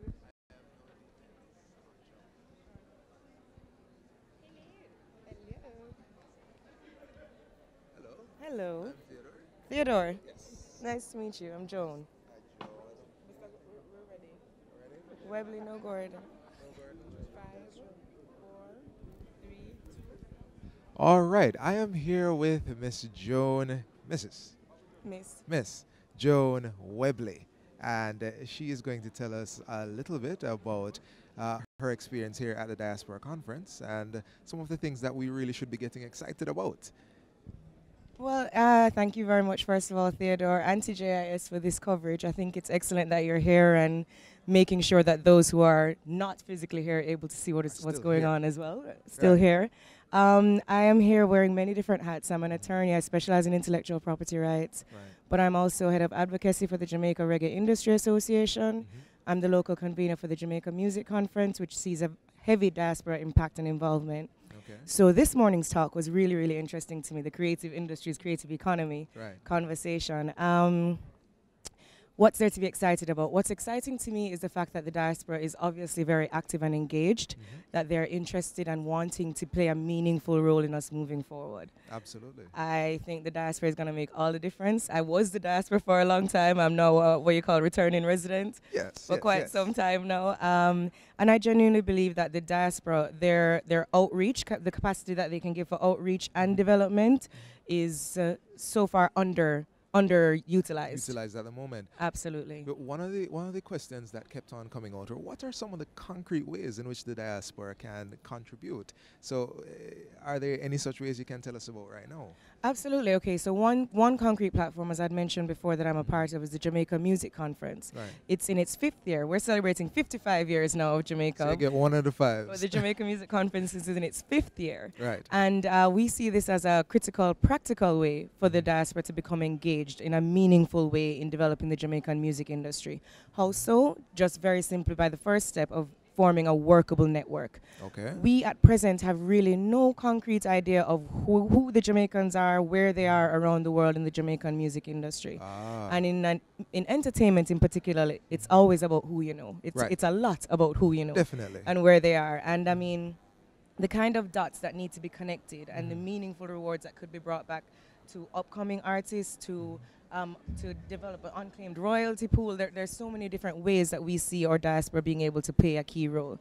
I'm an intellectual property lawyer, so even just keeping an eye out for where our brands are being infringed in different territories, Right, there was our quite a bit diaspora of can be our eyes conversation on the that. ground. All right, so if intellectual property is being infringed, this is the sort of stuff that you would handle. And I would be, it's not even just for me to handle because it's a Jamaica-wide issue. Right. You know what I mean? Jerk, for example, many people, I actually used to work at the intellectual property office during the time that Jerk became protected as a geographical indication. nowhere else in the world should be able to sell jerk without it authentically coming from the Jamaica Jerk Association. Right, and we're making that sort of thing available to people that they can brand it Jamaican as well. Absolutely. And so we want vigilance on the ground, so people need to keep their eyes out in their countries and let us know when that's being infringed. Right? Absolutely. There's so many other ways. Absolutely.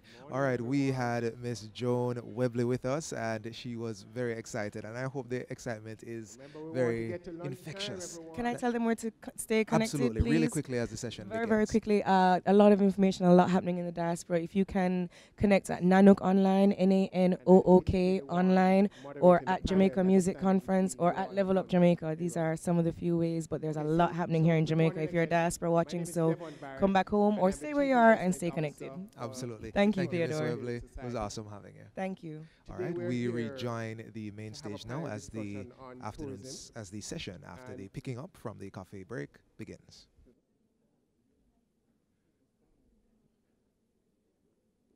Excuse me.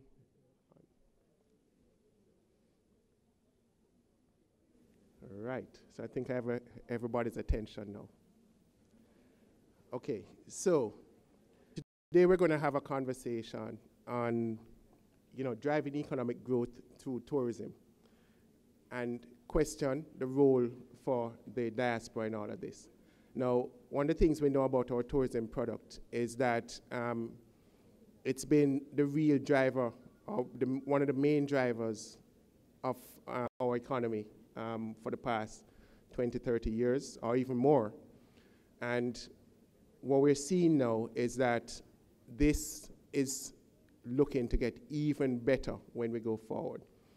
If you listen to this minister that is coming up shortly, I'm sure you will think that tourism never existed before, right? Because the way it's doing right now, the things we're doing with tourism right now really sells or, sends a signal that Jamaica is going to be flying very shortly. So we may be walking now, but we expect to be flying shortly. So we're at the Diaspora Conference, and we know that the diaspora loves to play a role in the development of Jamaica. So the question is always going to be asked, what is the role of the diaspora in our future? So we have a panel here today that we expect to give you a look into the future. And how we're going to go about this is that we're going to have, this session is for about 1 hour. And what we're going to do is to have our presenters give about 5 to 7 minutes. Of the 3 presenters will go 5 to 7 minutes. And the minister has asked for extra time, so we'll give him 15. Right? Now, before we get into the panel, and some of these guys need no introduction, and so I'm not going to waste, let me not call it waste time, I'm not going to use the time introducing them, right? Because they need no introduction. And their bios are actually in the packet that you have. So you can take a minute to read it up. But what I would want to do is to tell you something you don't know about the Minister of Tourism. So he's been probably about a 10-time MP by now. I'm just kidding you. But he's sort of, a 5-star general? A 7-star general, right? 7-star member of parliament, right? And he's been the tourism minister more than once. The thing you don't know about him, and I didn't know, is that he's a very good domino player. So for those of you in the diaspora who engage him, just ask him about his domino skills, right? I honestly sat with him one night, and I was worried at the start that I was going to get some 6 loaves. But it turned out that he helped me out, right? So he saved me more than once from getting 6 loaves. And unfortunately, we didn't give any. But what I do know is that he's a very good domino player, and you'd want to engage him if you see him anywhere. And what I realized, too, is that if you invite him somewhere, he'll show up. So if you hear that he's in the diaspora anywhere, just invite him over, and he'll come play some dominoes with you. All right, so we've used up all the time for that, right? So I'm going to start with the presentations from the panel, and I'm going to leave the minister for last because, he wants the big time. So I'm going to start with Mr. Edward Ray of the Rasta Indigenous Village. The other presenters you will see are Dr. Andrew Spencer, and Mrs. Nicole Madden-Gregg, and the minister himself. So without further ado, I go straight to Mr. Edward Ray.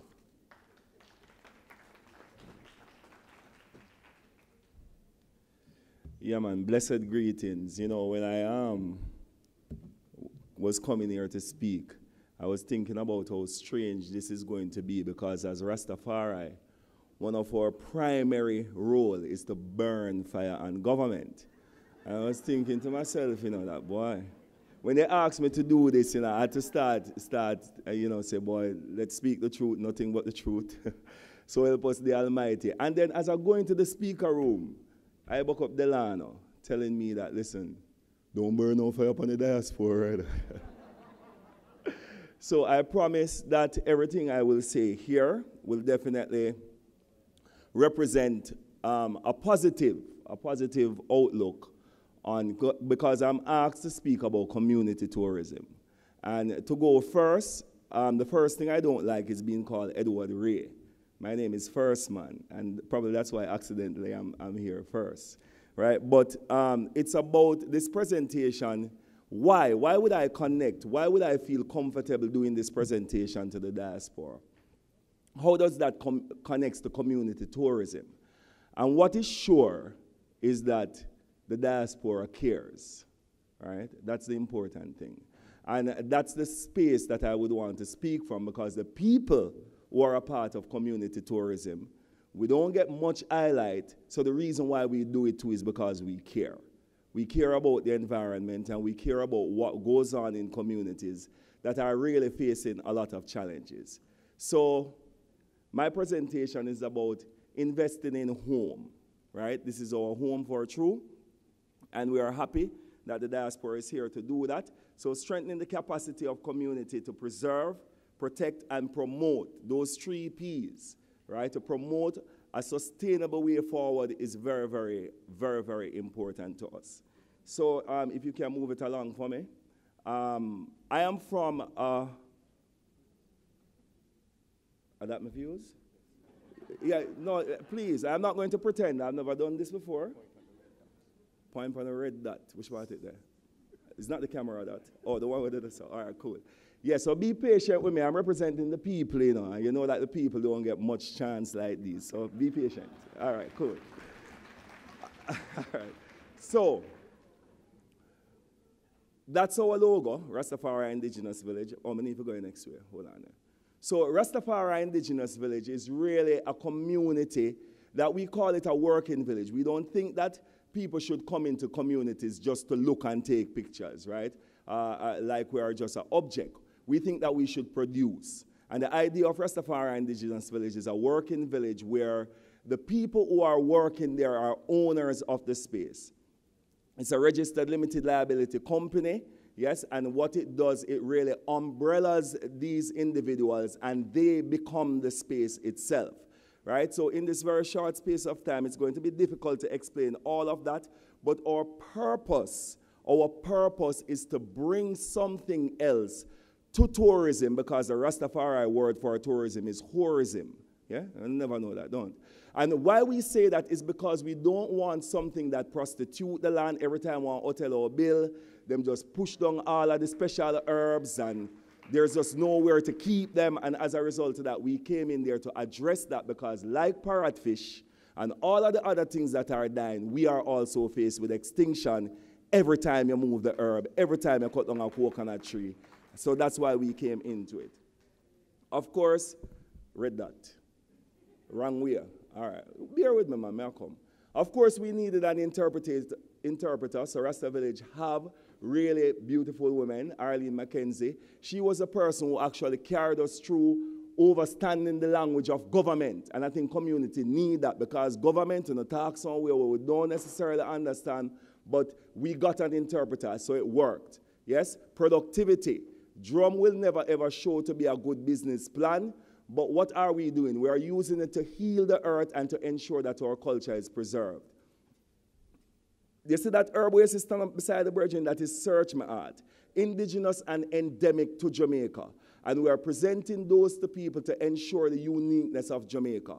Of course, the youths in presenting and engaging all of the visitors is very, very important as well. Yes, and a chocolate tea that virgin there make. Diaspora people don't drink none for want to come. Well, people of all over the world is experiencing chocolate tea in the space, right? I am not so important. It's what is in my hand. You see that thing in my hand? It is about that spiritual journey that people are on all over the world. So I hear that there was a session on marijuana.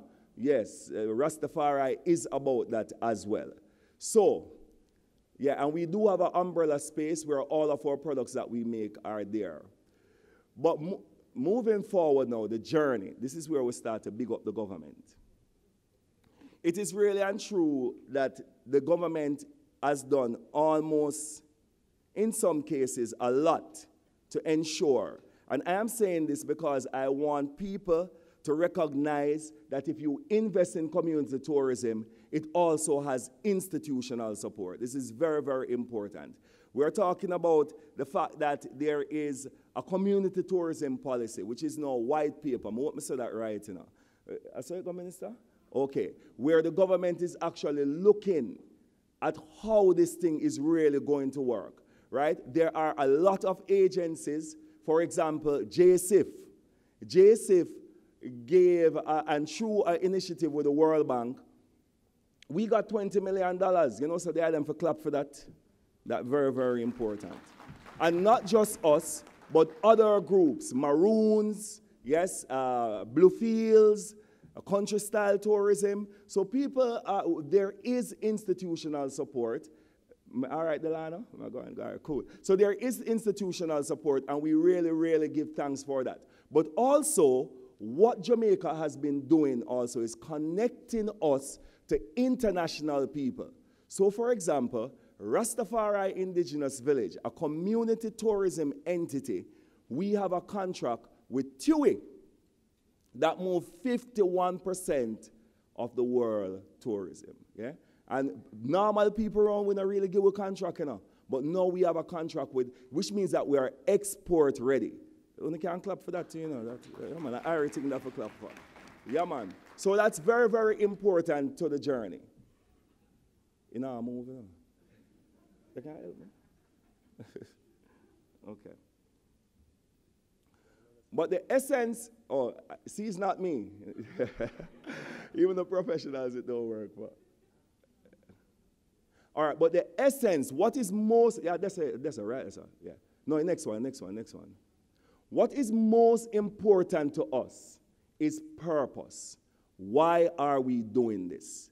We are not in it for branding. We're in it for a standing. What is it that we represent?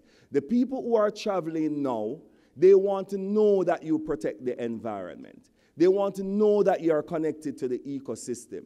And they want to ensure that their money is spent in a way that ensures that it provides. So I want to just read for you what Philip Schooler, the leading economist of the World Bank, he said many things. But he said the generation that's getting older and traveling less like cruise and all-inclusive, the younger generation, the millennials, are looking for more authentic experience, learn how to cook Jamaican food, as well as going to the beach.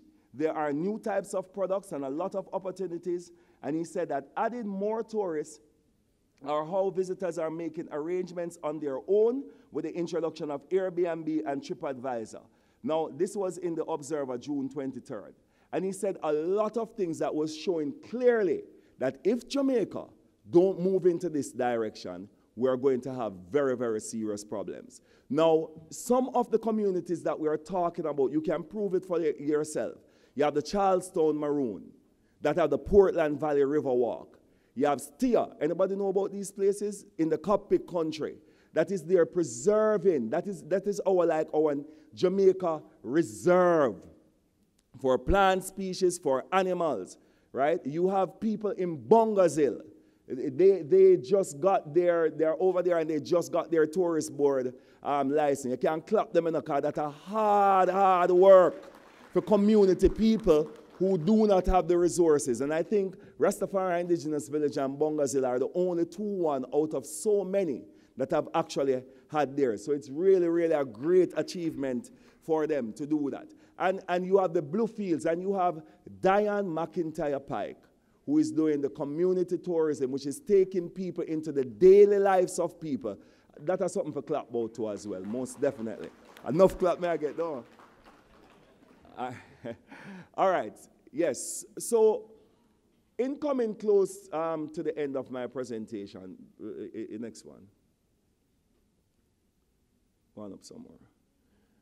We wanted to, the next direction. We wanted to basically not speak about, as Delana said, burn no fire, but we wanted to ensure that whatever obstacles we have, we look at these obstacles, you know, finding? We look at these obstacles as opportunity. We look at these obstacles as opportunity. And we are convinced there are statistics to show this. I would give every government person a book called The Tipping Point. It's very important to read that book. I don't know if anybody ever read it before, but if you do, you should read it again. And it speaks about my number one concern is garbage. In every first world nation, garbage is a business. In Jamaica, it's a way to be nasty. So we are urging all of the diaspora people who are living in these first world nations who see that it's not just the British should come back in the barrel, but the practices of the first world nation in how they manage their garbage system is very, very, very, very, very, very important. We are convinced that all of the crime that we are facing is because the people are taking on the image of the environment. Yes? And as a result, we think that that should work. All right? And then we are looking also at the fact that I am disappointed that so much more of the government agencies are not out there. Because like SDC, they recently have something called the Local Economic Initiative. If people are looking to support, you could really go through the SDC because they are in touch on the ground with all of the economics work that are going on within the community. A bright spot that for Jamaica government for personal bonfire, and remember me tell us that SDC is doing that work. JSIF, TPDCO. So if you want to invest, these opportunities are there. The time's short, but we have to start merging the cultures together. Reggae music, events, all of these things are there where we can merge them together. We can't do it, but really and truly, what speaks to community tourism is because now through the Jamaica government, there is one more down. You see that in a take long, about little time. If I can just play that something, it shows you everything. You see that font size, exactly like Jamaica Tourist Board thing. When you look at it, we were allowed as community enterprise to use that. No, the next one down. I play it if I play.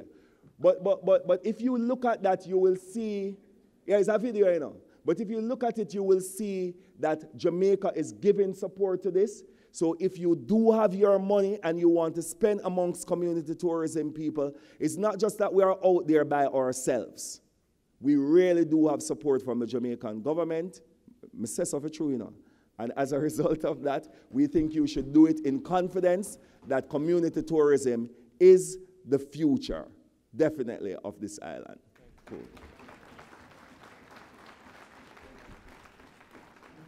Thank you very much, Edward. First, what are you first, Rasta? Oh, first man? All right. First man. All right, so very good presentation. Again, we're seeing Jamaica is not just sun, sea, and sand. It's much more. And I'm sure the other presenters will get there too. So the next presenter is Dr. Andrew Spencer, Executive Director of the Tourism Product Development Company, TPDCO. So over to you, Andrew.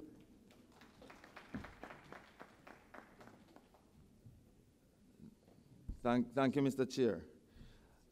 Of course, you'll realize that first man is a hard act to follow. And I want to assure you too that following first man does not mean that I'm second man. In fact, it really doesn't mean that. But I thank him for his presentation. I see, can I do it from here? What? I'm not seeing but I'm not seeing the slide itself yet.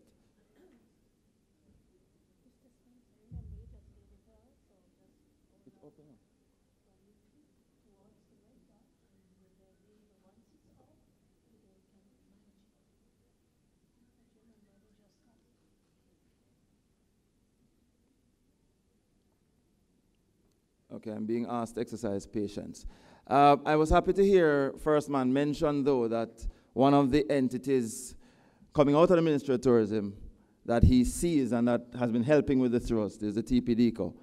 And so our mandate is to ensure at all times that the product is at a standard that we can all be proud of in the international space, and the diaspora can feel that they can be a part of. I am going to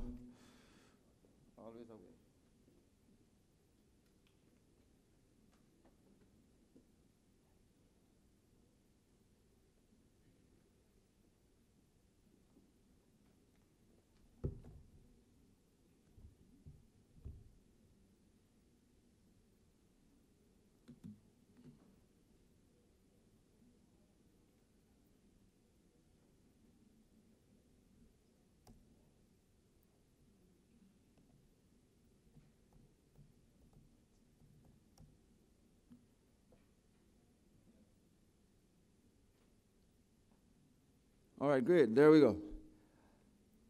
All right, so you would have heard before that we are operating using 5 pillars to drive the thrust of the Ministry of Tourism, and that includes new markets, and that's to increase visitor arrivals, new investments through increased economic impact, new products, which is where we are particularly interested at the TPDCO, new partnerships, and that is certainly where you come in. And the presenter to follow will deal with issues related to linkages between tourism and other industries, and indeed ways in which you can get involved. Human capital development is also a key area that we look at, and a part of that is a new thrust through what we call the Jamaica Center of Tourism Innovation, as well as the Craft Development Institute, because we feel that the people have to be ready for the investment that is to come. So the role of TPDCO.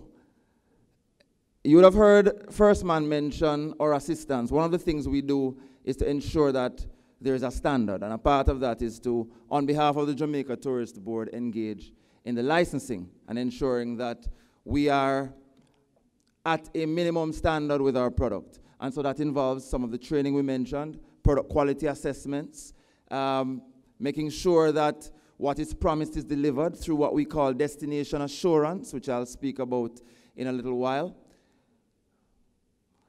And so destination assurance. We've recently launched our destination assurance councils in our resort areas because we feel that what we want to have, and the minister will speak to that, is a different 3 S's. Not just sun, sea, and sand, but to have a safe, secure, and seamless destination. And so the Destination Assurance Council is designed to coordinate, to pull together all these elements that provide a guarantee to our guests. A huge part of that is our visitor safety program, and the visitor safety program, recently we deployed an additional 100 district constables, and so now we have 200 district constables spread over our resort areas, an improvement of the 77 that we had in terms of coverage, and we're happy to present our newest district constable. As you clap, you may, our newest district constable on the screen, our minister himself, who is driving the process. And you'll see as we have supported the thrust, not only through the deployment of individuals, but bicycles and other things that will enable the mobility. So the deployment, as you will be able to see, is in Ocho Rios, we have a total of 44 district constables, Runaway Bay as well, that area, St. Anne. Portland, 21, Kingston, 13, Montego Bay, with our largest room inventory, 50, 22 in Falmouth, 50 in Negril, and 5 on the south coast. Our Spruce Up Jamaica program is designed to ensure that the communities in which our members of parliament operate are driven with a tourism element. And so this community tourism vehicle that First Man spoke about is something that is really important to us. And it helps in the changing of attitudes, inclusiveness of the people, and the idea is that it is supposed to provide our people with a piece of the pie, because everyone has to recognize that tourism is for them. There's no way that we can have an industry that is driving the economy in the way it is, and our average Jamaican does not feel that they are part of that. And that is a part of our thrust. We're getting our people involved. And it is indeed a part of the mission of the TPDCO that every single Jamaican should feel that they are part of this product. Think about it. People come to Jamaica for our people. That is critical. The UNWTO conference is on its way in earnest, and the minister will give greater detail on that. But the idea is that it is geared towards building greater private-public partnerships for sustainable tourism development. And if you think about what sustainable tourism is, it is talking about ensuring that we are allowing present generations to enjoy while conserving for future generations. And at the heart of that is equity. And so it's intragenerational equity as well as intergenerational equity. So within our space and our time, we want to make sure that everybody has access to the resources that are here for our utilization. But also we're thinking that we must ensure that those who cannot preserve it for themselves, the future, will have a piece of this wonderful Jamaica as a tourism destination. So emerging new markets, as I try to move very quickly through. There's gastronomy, there's music, there's sport, there's heritage tourism, faith-based, and I'll go into each of these very quickly. So the gastronomy traveler. We feel that if you can tap into gastronomy, there are many other things that you can get from the gastronomy traveler, because if you look at the statistics that we have here, it says that 70% of them enjoy bringing back regional food, recipes, and wines to share with friends and family. That's critical. 85% of those who travel for food just enjoy learning about local cultures as a broader part of what they do. So if you're trying to involve people and to ensure that the tourism dollar is spreading throughout the economy, certainly gastronomy is one of the ways that you'd want to do that. Gastronomy offerings, just a few examples, and I want to particularly focus on Devon House, because Devon House has been launched as a gastronomy center, and we hope to make that an even more robust effort, because we feel that there's a lot of benefit to be had from our offerings. Volunteerism. So this idea of engaging in an excursion, but not just an excursion for the sake of fun, but excursion with a purpose. Skills training, sharing your own skills with locals, education, planning, helping those with great ideas to bring that to a stage of structure. Wellness tourism. So it's an idea about looking and feeling better, and for many people, getting smaller, losing weight. The idea that most of the people we're trying to tap into are big spenders, and therefore it is fair to assume that these are individuals in high-stress jobs. So managing that stress. And we have the product that can deal with that. We have world-acclaimed spas, Milk River. Yes? Bath, fountain, and hotel and spa. These are initiatives that require greater partnership. These are initiatives that require greater assistance to get them to the standard that all of us can be proud of.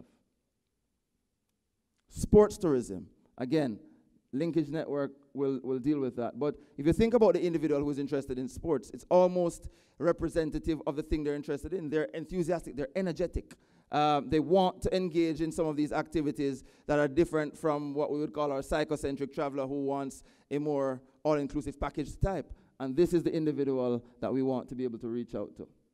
Heritage, number of examples. Falmouth, ripe and ready for that.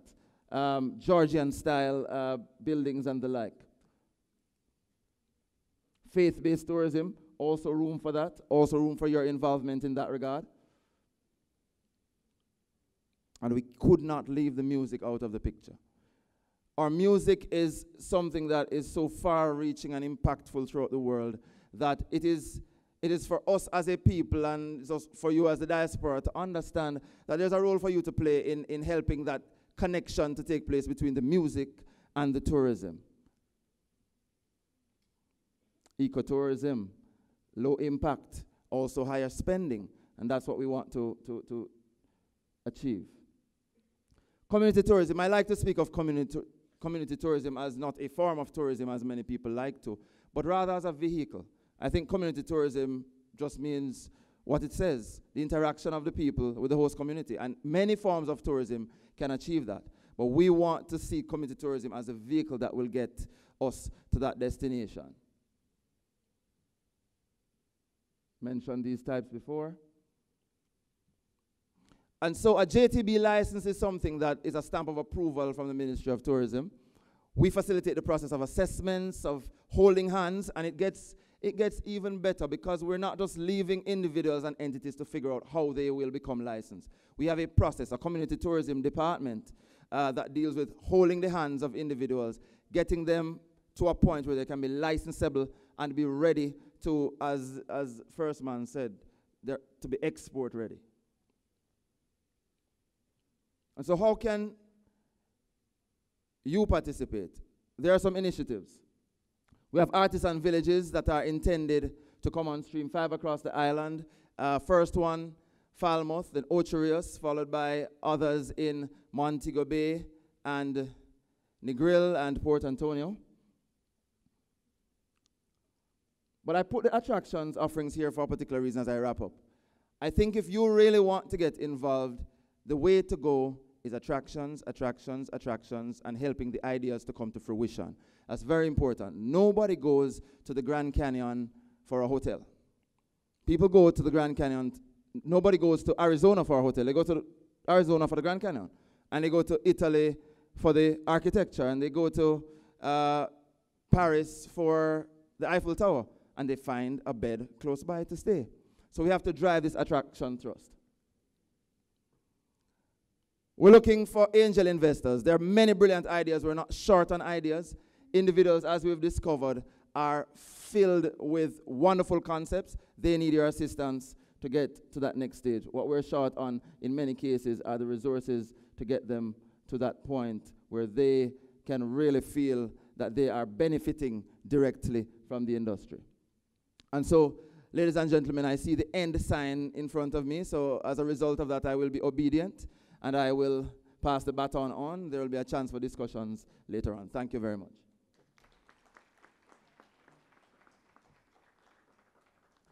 Thank you, Dr. Spencer. So again, we hear it's not just sun, sea, and sand. We're seeing opportunities all around wellness, sports, heritage, faith, music, and all the likes. So we need to exploit, do more where that is concerned. So let me not steal the thunder of any other presenters by saying anything else. I'm going to bring on Nicola Madden-Gregg. She's the head of marketing and sales for the Courtley group. And Nicola will tell you a lot more that you want to know about tourism. Nicola?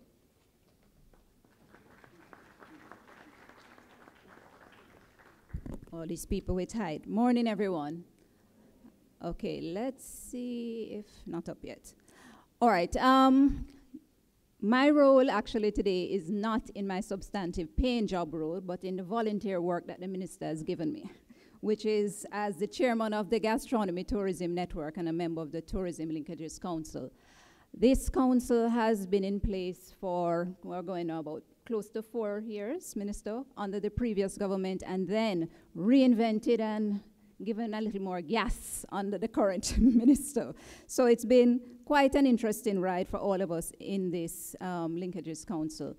I'm just going to fly through this quickly because Minister will speak to this more. But, tourism is something that is very impactful. And a lot of times in Jamaica, sometimes we think about tourism in a very negative light.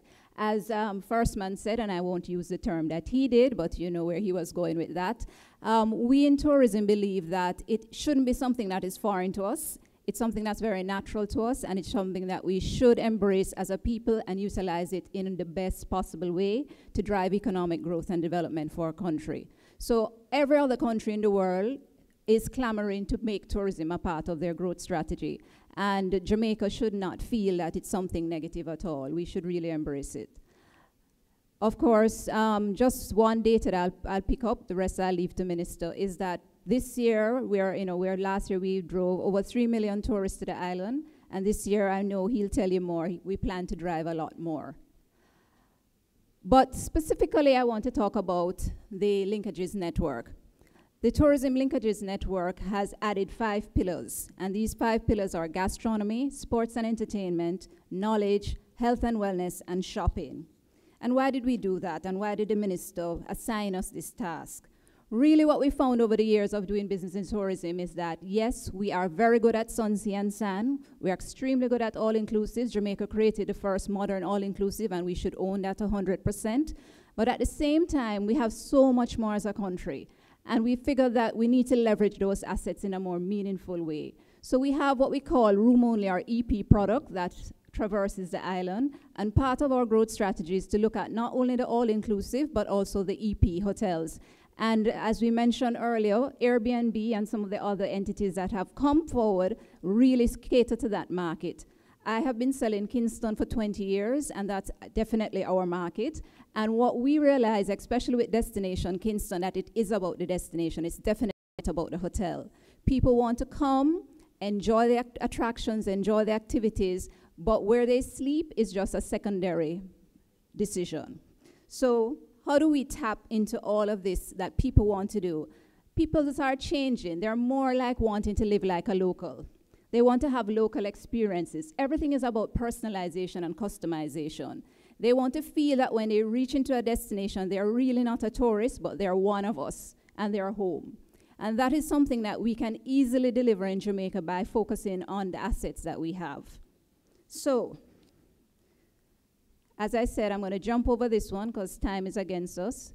This is our policy in terms of the Tourism Linkages Council, but as I mentioned earlier, those are the networks. I wanted to focus first on gastronomy because that's the hat I wear.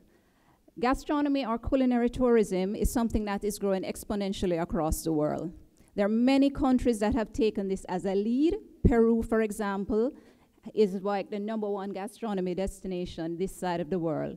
And they have leveraged all the different regions in Peru, all their natural assets, and it has created a real big push for them where persons are traveling just to eat from other Latin American countries. What it has also seen is a backward linkages, and that's what linkages is really focusing on. In that, they have developed now, if you go into Florida, who is here from South Florida? I'm sure you have seen a lot of Peruvian restaurants popping up, right? We have done that with Jamaican food, yes, and we do have Jamaican restaurants in the international market, but we tend to have them at one level. So, we typically have a fast food, casual dining sort of thing. What we're saying is that we need to elevate our food to the next level. Peru, Thailand, and all these other countries that have used their culinary prowess go from street food right to fine dining. And what we're focusing on in Jamaica is how do we do that here? So Devon House is our first gastronomy center, and that was launched this year. But we also launched the Blue Mountain Culinary Trail, which includes all of the coffee experiences, farm-to-table experiences, having experiences going into gardens and farms that deal with lettuce and herbs and spices and really local grown things that are really essential to that gastronomy experience. And what we say is Jamaica has all the elements for a gastronomy destination. We have territory, we have natural and historical resources. We have our cultural heritage, we say out of many one people, but in this case I'll say out of many one food. We have sustainability, we have the quality. We need to communicate more. Cooperation I'll jump back to. And we have marketing through JTB, which we partner very aggressively to push not only gastronomy, but all the networks. I was going to quickly show you this slide. This is the Cambridge World History of Food Index. And it talks about those countries that are known for particular food items that they would say have a stamp. Where do we think Jamaica ranks there? I'll start giving you a hint. 6, most people saying 6. So France is a big culinary destination, right? Everyone wants to eat food in Paris. They have 9 items. Who else we have? Sorry, I have to do this. China is the #1 with 60. 6 is England, not Jamaica. Somebody said last. Jamaica's the last. Oh, Lord. Scotland, one of their food items is Scotch bonnet. So that doesn't really belong to us. Barbados, 4. 3, Cuba. And Jamaica is 11. That is pretty decent. So we do have what we call, yeah, we need a clap for that. So what are some of the items that fall in this 11? We have plum, cherry, ginger, Blue Mountain coffee, And that is just to name a few. But what are we doing with these items? How do we create depth in terms of the type of menus that we have? Typically, we know the traditional Jamaican foods, ackee and saltfish, stew, peas, this, that. But when you go to the other countries that are strong in gastronomy, you go into a restaurant and that menu is sometimes 20 pages deep with local cuisine. We still struggle to get past maybe 20 main courses, and I'm going to count breakfast. And that's something that we have to say we need to improve on. But what are the opportunities in gastronomy? Well, definitely, we do a lot of food festivals. So sponsorship and or development of food festival and other culinary events is something you should definitely get involved in. We are seeing really some good events coming up that is driving visitors to the island, driving business on the ground, and really driving economic development. What about building out food trails and tours in your communities? Again, we did the Blue Mountain Culinary Trail, but the South Coast is ripe for some sort of a culinary experience. We're looking at that. And there are other elements that you should look at. Devon House, our first gastronomy center. Who wants to develop and invest a high-end restaurant, maybe with a Michelin star chef? I'm sure we could find one that is Jamaican or of Jamaican heritage. That, again, is an opportunity. Franchise partnership. We have one, our chairman, actually, of the Linkages Network, is now partnered to bring Starbucks to Jamaica. But the important thing about bringing Starbucks to Jamaica is that they are going to be in Blue Mountain Coffee, not only in the Starbucks here, but in more of the Starbucks in the international market. So again, the backward linkages in terms of export potential. So what's important? Cooperation. For us in gastronomy, we're looking at partnerships with UTech Heart. We look to support Taste of Jamaica and Taste of the Caribbean, which are culinary festivals that raises up new talent. We want to expand Jamaican dishes, expanded ingredients, participate and appoint culinary ambassadors, not only in Jamaica, but overseas. I know I'm running out of time, but I'm going to go fast. In health and wellness, mentioned before, development of spas, spa towns, all-in-one wellness resorts, sports and entertainment. Particularly, I want to mention this. Our Linkages Network this year did a partnership with all the carnivals promoters in Jamaica. And we saw Carnival this year increase significantly in the number of events that were held, the number of persons who traveled in for the event, and also it really grew our visitor arrivals. And we're not only going to be doing that with Carnival. Again, that's an asset that is maybe somewhat foreign, but is also Jamaican because we have made it our own. I think Carnival is now 30 years deep. But Reggae Month is another one that we're focusing on, which is normally in February, and building out a much more massive event. So sometimes cooperation is key and partnership is key. We don't always have to compete against each other when we have events. We can look to leverage all the events that we have. Shopping, we're looking to develop more high-end shopping facilities, work with local designers as well to showcase local designers in inbound stores and throughout. And investment in our local designers is critical because we have a lot of really talented people, but what they need is capital on one hand, equipment on the other hand, and access to markets. So definitely that's something to look at.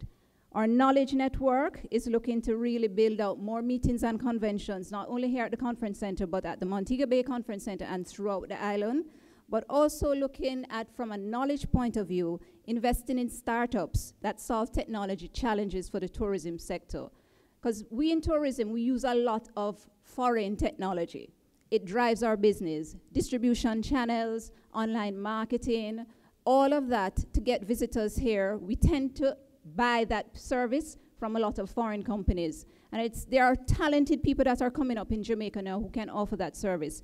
For example, for gastronomy, we are developing a mobile app and website which will be able to give anybody coming to Jamaica an opportunity within a radius to tell you everything that there is to do in terms of a restaurant, a bar, a farm-to-table experience, a culinary event, and it's being developed locally with the latest technology. So we have to partner within the networks. Some of the partnerships include protection of intellectual property, working with agriculture and manufacturing for farm tours, fruit markets, factory tours, Merchandising is something that we don't do very well in Jamaica, but there's a lot of opportunity for merchandising and building out products that can be exported. Health and wellness, nutraceuticals is obviously a very hot topic. And we're looking at the Montego Bay Hip Strip, which I'm sure Minister will expand on in terms of its redevelopment, but looking at it with all the elements in the network. So gastronomy, health and wellness, entertainment, sports, and putting all those elements in a space so that people can enjoy it. So my quick recap, there are 5 pillars. And last but not least, we want you to get the word out. Going with a little technology and social media. These are the hashtags that we push. So please write them down, use them, spread the word, and ensure that Jamaica moves not only to the #1 gastronomy destination in the Caribbean, but all our 5 pillars and our 5 networks will continue to grow, and we will own the space throughout the Caribbean in sports, entertainment, health and wellness, and knowledge. Thank you. Thank you very much, Nicola. So we heard 2 more, knowledge tourism and shopping. I think we can, again, exploit those 2 opportunities there. So you remember we started Sunsi and Sand. We've gone way down the road now to knowledge and shopping. Gastronomy is a nice one. I think everybody here loves food, and people love Jamaican food. Anytime you go abroad and you talk about Jamaican, they ask you about the jerk stuff, right? So we're going to have to build on that. So what we're going to do now, one thing before the minister comes up, the Canadian delegates are asked to meet in conference room number 4 immediately following this session and before lunch. So maybe some special lunch for the Canadian delegates. So without further ado, I'm going to hand over to the minister to make his presentation. Thank you. Thank you very much, Mr. Barrett. Distinguished ministers, members of the diaspora across Jamaica, it really is our pleasure to share today with you and to quickly congratulate you for a very successful biannual conference that has become a fixture in our calendar. I think that we began in the right note by providing the more granular aspect of our policy and our output from the industry. And perhaps I wanted to just for the next few minutes, and you will forgive me because I did have a full presentation for you, but unfortunately I have a very important signing of an agreement with regards to our global conference on job creation and inclusive growth that your wonderful little country is hosting in Jamaica, November 27 to 29. Thank you. And we have more on that for you. We have brochures and booklets for you. We're going to have enough to distribute, hopefully for everybody before you leave here, so you'll get a good sense of it.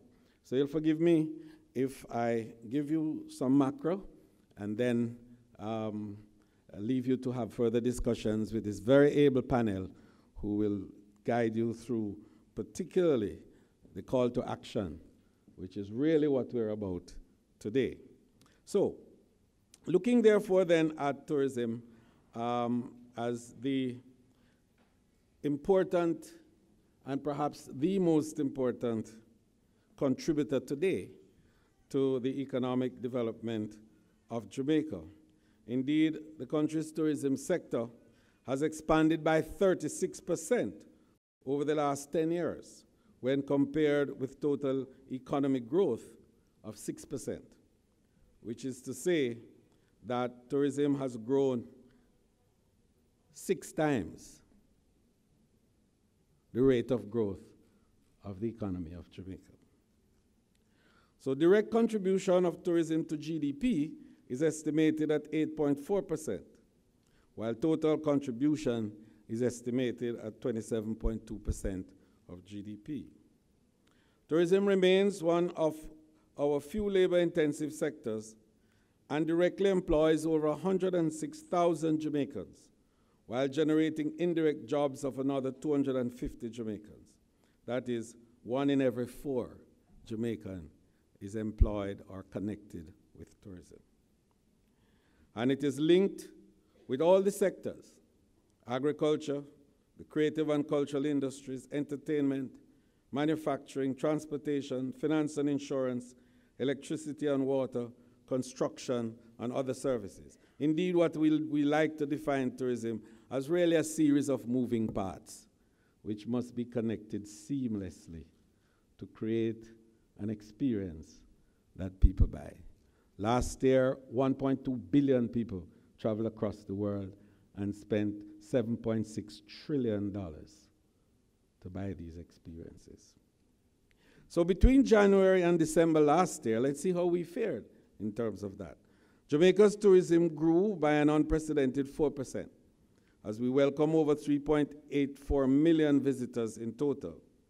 Estimated gross foreign exchange earnings for the period January to December 2016 amounted to $2.55 billion, up 6.2% over the last period. The stopover earnings, that is those who come to stay overnight, was $2.4 billion, up 6%, and the cruise passengers earned $148.6 million, up 8%. The indicators for 2017, which are very important for you to note, shows that we are on course for a record-breaking year this year, as tourism revenue earnings is estimated at $1.84 billion, have increased by over 8% for the first half of this year compared to last year. The country welcomed 2.517674 visitors up to the 21st of July this year, which is 4.8% higher than the corresponding period last year.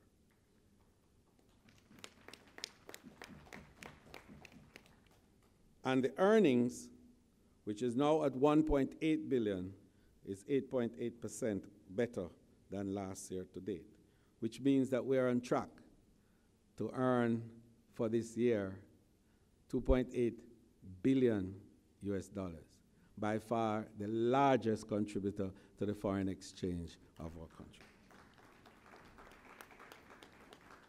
In spite of these prolific numbers, however, the Ministry of Tourism and its agencies and other key stakeholders are never complacent, and we continue to revamp and intensify our strategies to identify key drivers of competitiveness and sustainable tourism for Jamaica.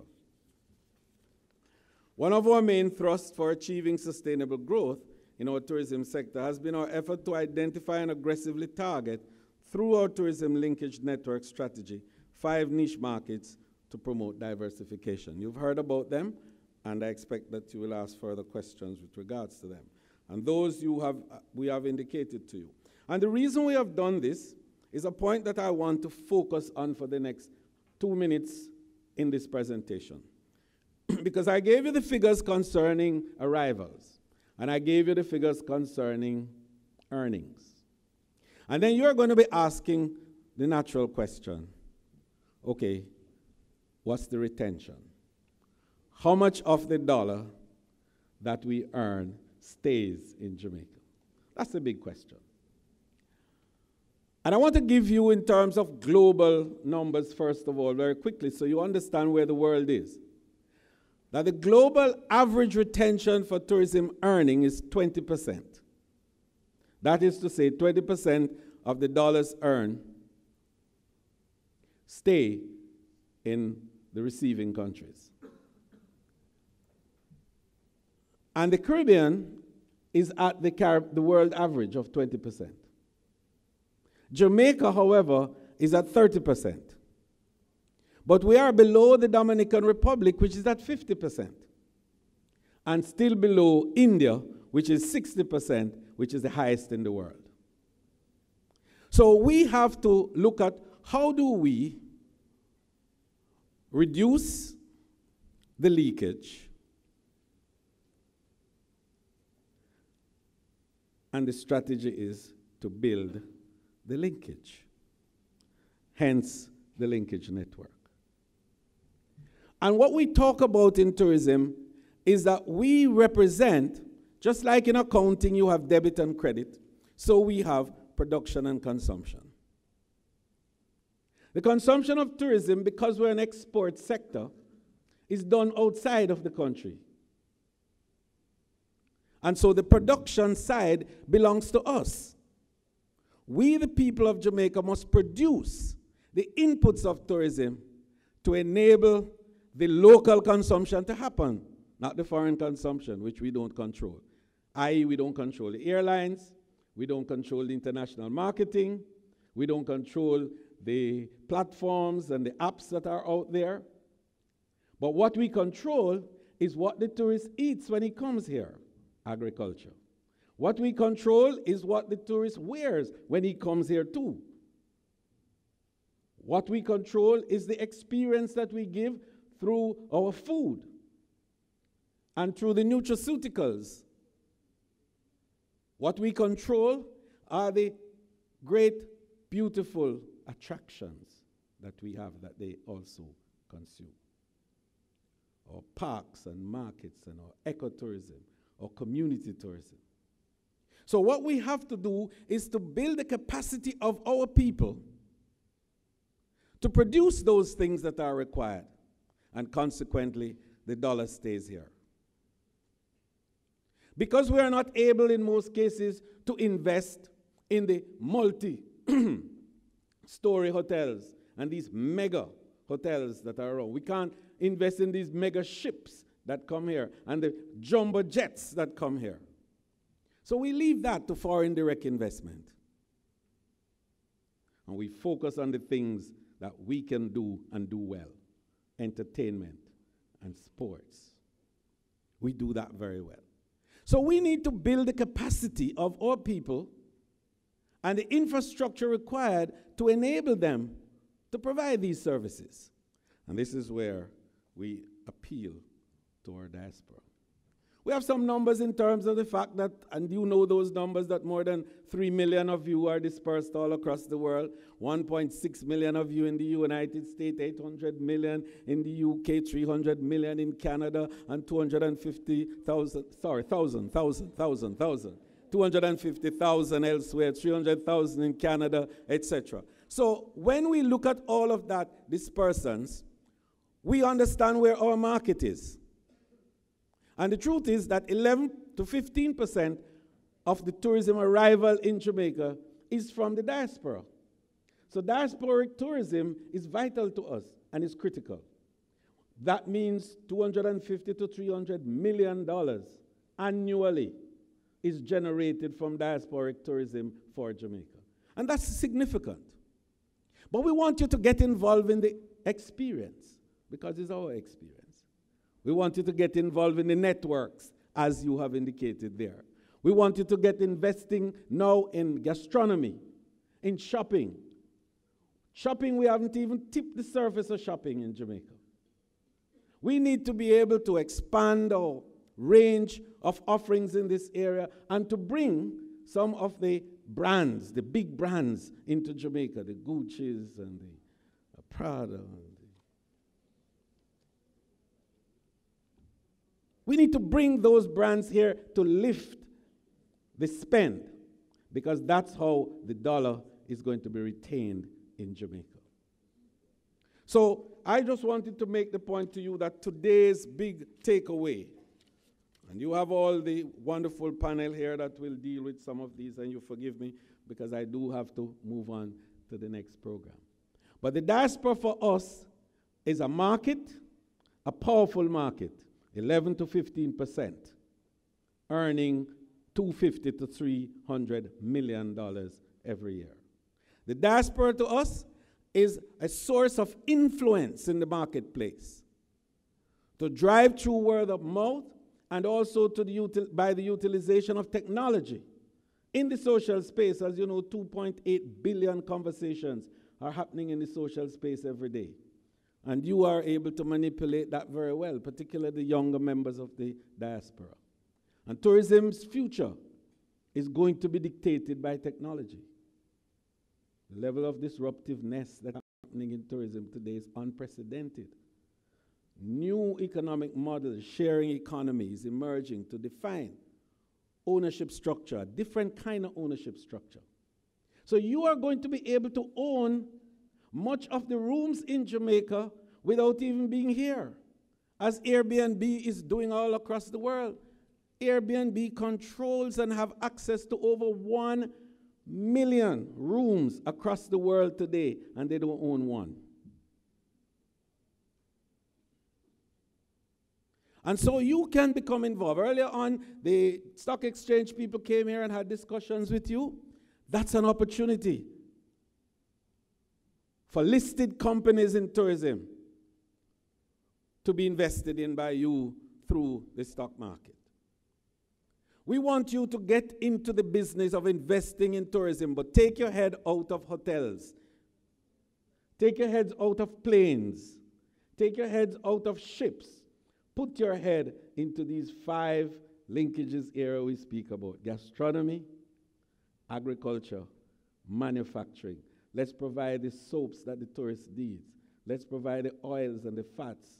Let's provide the pillows and the sheets and the blankets. Let's provide the beds that they need. Let's provide the chairs. In other words, let's provide the pots and pans and cans and kettles. And once we do that, we will be like Dumrep, 50% retention. We will be like India, 60% retention. And I want to close by telling you now that when we earn $3 billion in Jamaica, and at current retention level of 30%, we will be having $1 billion retained in the economy. That's huge. Then we will begin to feel the flow-through effect of tourism in the economy of our country. But our projection is $5 billion by 2021, and to bring 5 million visitors. And we're on track to do that. And our projection is to lift, through the linkages, the retention level from 30% to 40%. Do the math, and you will realize that if we get now 5 billion arrivals, we'll be retaining $2 billion in our economy. And at that time, we will be retaining, on a net basis, more than the diaspora, who is at $2 billion. God bless you, and thank you for it. Very, very insightful presentation, Minister. Some of the details we heard just now, I'm sure some of you have heard them before, but every time he says them, believe me, I feel even more inspired. Now, I like the one with the 5 and 5, 5 by 5 by 5, right? $5 billion in earnings in 5 years from 5 million visitors. I think we're at 2.3 point. We'll be about 4.2 this year. So we're well on our way to getting there. And the stopover is actually improving to, I think stopover is now at 2.2 or 2.3. 2.5. By the end of this year. That's the projection for this year. Absolutely. So we've seen some really good things happening in tourism, and I think we really need to press on that. I want to highlight a couple of points quickly, because I think we'd love to give the minister a question or two. The first one is about the retention, and us trying to get to 30%. We're at 30% now, we want to get to 40% by next year. That retention is a big thing for us, because it has implication for the dollar. You saw recently where the exchange rate was, it was depreciating, and now suddenly it started to appreciate. So the fact is, the more we earn, the more the currency will appreciate, and the strength in the dollar is really good for us, right? So we need to get that retention level up. The other point I want to highlight, because I hear a lot of talk about it, is financing. You might have heard that just a couple of weeks ago, well, maybe just last week, a company in the tourism business got listed on the local stock exchange. Express Caterers. They raised just under $500 million Jamaican dollars on the junior market, and they just got listed last week. They were oversubscribed like about 4 times, and if you'd like to know, the price of the shares have doubled since they've started trading. So there is plenty of opportunity, for companies who are in the space looking for financing. I think people just want to know how you're going to make it work. Express Caterers did a really good job of showing how they will make money. Express Caterers is they operate in the Montego Bay Airport, And I'm sure there's a company that's going to come to operate in the Kingston Airport. So the point is there are opportunities all around in the tourism space. Margaritaville Turks was an opportunity in the tourism space recently. We're seeing a lot of things that are happening in this space that can be funded locally, and we need to, participate. And I say we to include the diaspora, because a lot of times I speak to people in the diaspora, and they ask, how can I invest in Jamaica? And the minister just pointed it out. You don't have to own the hotel. Airbnb owns not one single room, right? And they're the biggest player. And they're valued $67 billion. Absolutely, $67 billion, right? So we're saying the biggest player owns not one room. And it's the same thing. You don't have to own a restaurant. You can participate in the ownership of a restaurant. You don't have to own the attractions or the stores, right? You can just be a part owner in them. Absolutely. Dolphin Cove. How many of you know about Dolphin Cove? They're listed, right? They have 2 really nice properties here. So the point I'm making is there are plenty of opportunities around for you, the diaspora, to play a part in. And you just need to kind of realize that it doesn't have to be on your own. Do it as a part of the group. The other points that I want to, highlight from the minister before I take some questions, and if you plan to, the minister will take 2 questions from you, right? Because he's running late. So if you have questions, you can just start lining up now. Right? And it's only 2, and it's going to be really, really, really short. But I want to drive home the point about technology in the tourism space. A couple of years ago, you remember you used to have to walk to a travel agent and book a flight and all that kind of stuff. None of that kind of stuff is done anymore. It's not because we don't like travel agents, but technology has taken us to a different place, right? There was a time when you used to ask, where's Jamaica? People come into Jamaica now, say, boy, they look on a website somewhere and they saw something nice about Jamaica, and they're in Jamaica. So I'm saying technology has changed the game.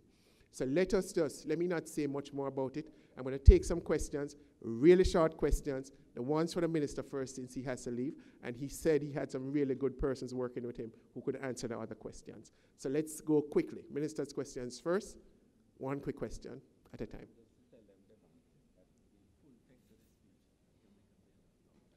Absolutely. So the minister is willing to make the full text of the speech available to you all. So, yes, he didn't get to say everything that he wanted to say, as you know, because of the time constraint. But let's take 2 quick questions for him. Yes, sir. Go ahead. Yeah, hello. My name is Paul Harrison. This is directed to the minister delegates. Very good presentation. Thank you very much. I represent a clinic in Montego Bay called Zerlich Dialysis, which was launched last year. We just celebrated our 1st year. I remember last year the minister talking about health tourism, and this is something that we believe in.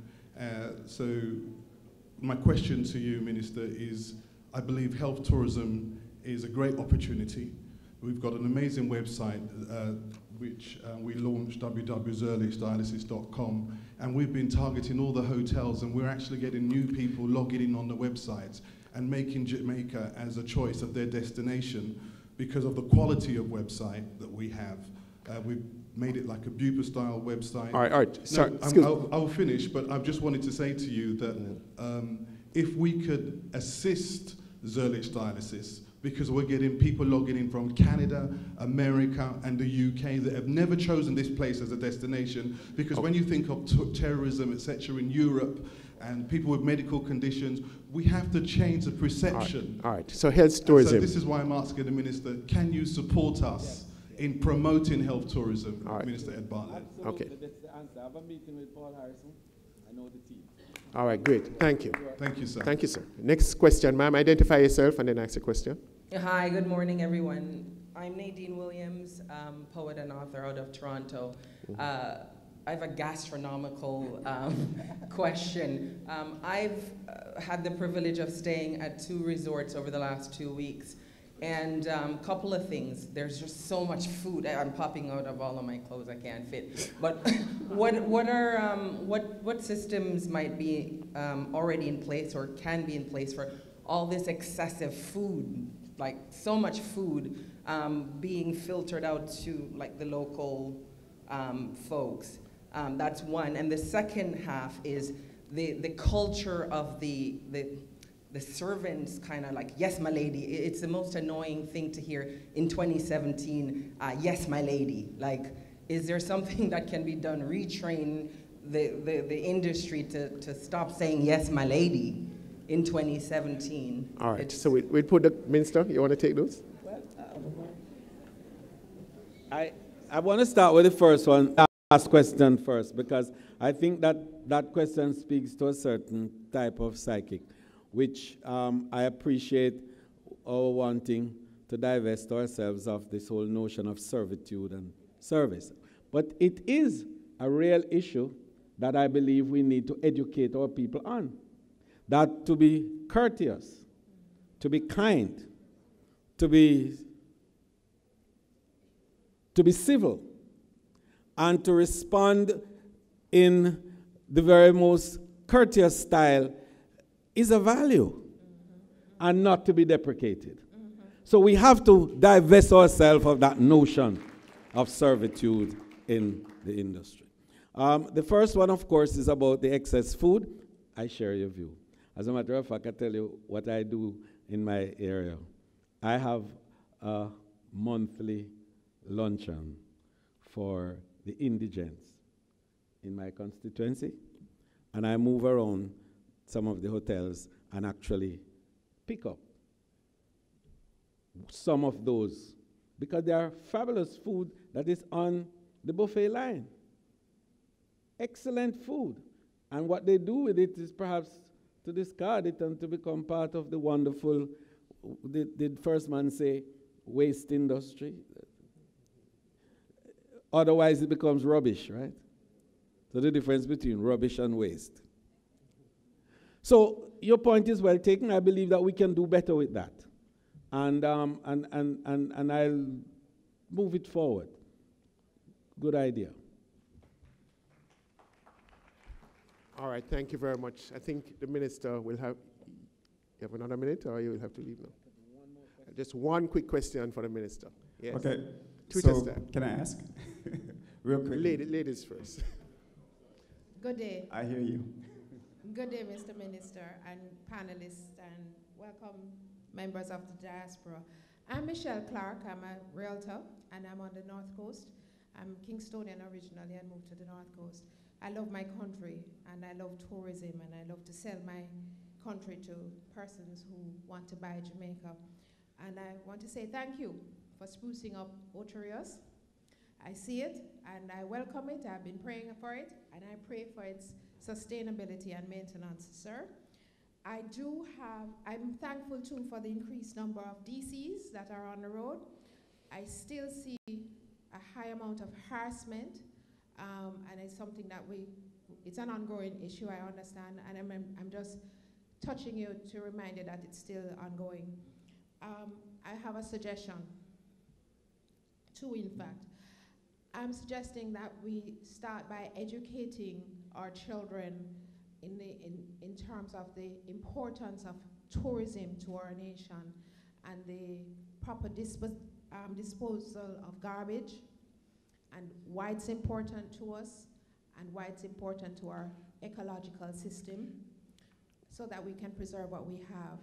So I'm suggesting that we introduce a tourism in the curriculum, even from preschool, so they understand, they come up with that knowledge from that age. I'm also suggesting, I did a course last year as a realtor, so I specialize in second homes and tourist properties. And one of the things I learned is that bird watching is a multi-million-dollar business in the United States. Over 60 million Americans go someplace to do bird watching. I want them to come here. All right. I want them to come here because we have indigenous birds. I love bird watching, so it caught my attention. So, and All if right. anybody wants to find the lands for it, I'm available. Thank you. Thank you, Michelle. Since that's the last one, let us again start at the back end. Yes, wonderful. You know, we do have sanctuaries, and we are promoting it. Nicola will tell you more about that because it's part of the linkages. But she's quite correct. These are very important niches in the market for which there are a big demand. And what these niches do is to enable a psychographic profile that we can tap into to broaden and diversify the flow of visitors into our country. Thanks about the responses of Ocherius. We're delighted, much more to be done. We're working to even make Ocherius more delightful and more acceptable and more appealing. The issue of, which I wanted to just raise while you do that, about ownership and broadening the base of ownership that involves the diaspora. Airbnb as a disruptive economic model has provided a new opportunity for broadening the base of ownership. And there's a huge real estate opportunity for you to invest in townhouses and in apartments to be accessible on the Airbnb platform. Jamaica will sign an additional agreement. In fact, we have a framework agreement now with Airbnb, but that framework agreement relates to data mining. That is, they collaborate with us to give us access to their platform so we can have good data for our marketing. We are going to meet with the chairman in San Francisco next month to conclude another agreement which will enable economic collaboration to help us to build out certain of the important destination assurance strategies that we're pursuing. So we see that these sharing economy strategies are useful entree into broadening the base of ownership within tourism. Embrace it. Thank you very much. I know my team will be here with you, and they are well fortified to deal with all your issues. Remember, November 27 to 29, Jamaica, your beautiful little country, will be hosting the world in Montego Bay. You'll hear more about it. Thank you. Thank you very much, Minister Bartlett. I'm sorry, can the Minister speak real quickly about the vacation ownership timeshare industry? I know parts been passed just last year. How does that fit into what will be happening in the tourism sector here? That's the largest sector of quickly, tourism. yes. Timeshare, as you know, is the original sharing economy. Right? Because long before Airbnb, there was that concept where you could have shared ownership. You can buy time, and you can buy weeks and days, and so on. The policy is now fully in place in Jamaica, and the legal arrangements to enable timeshare sales has been put in place, and Parliament has approved it. So we are open and ready for investment in timeshare. Thank you. First man and Doctor, let's speak to you after, if you don't mind.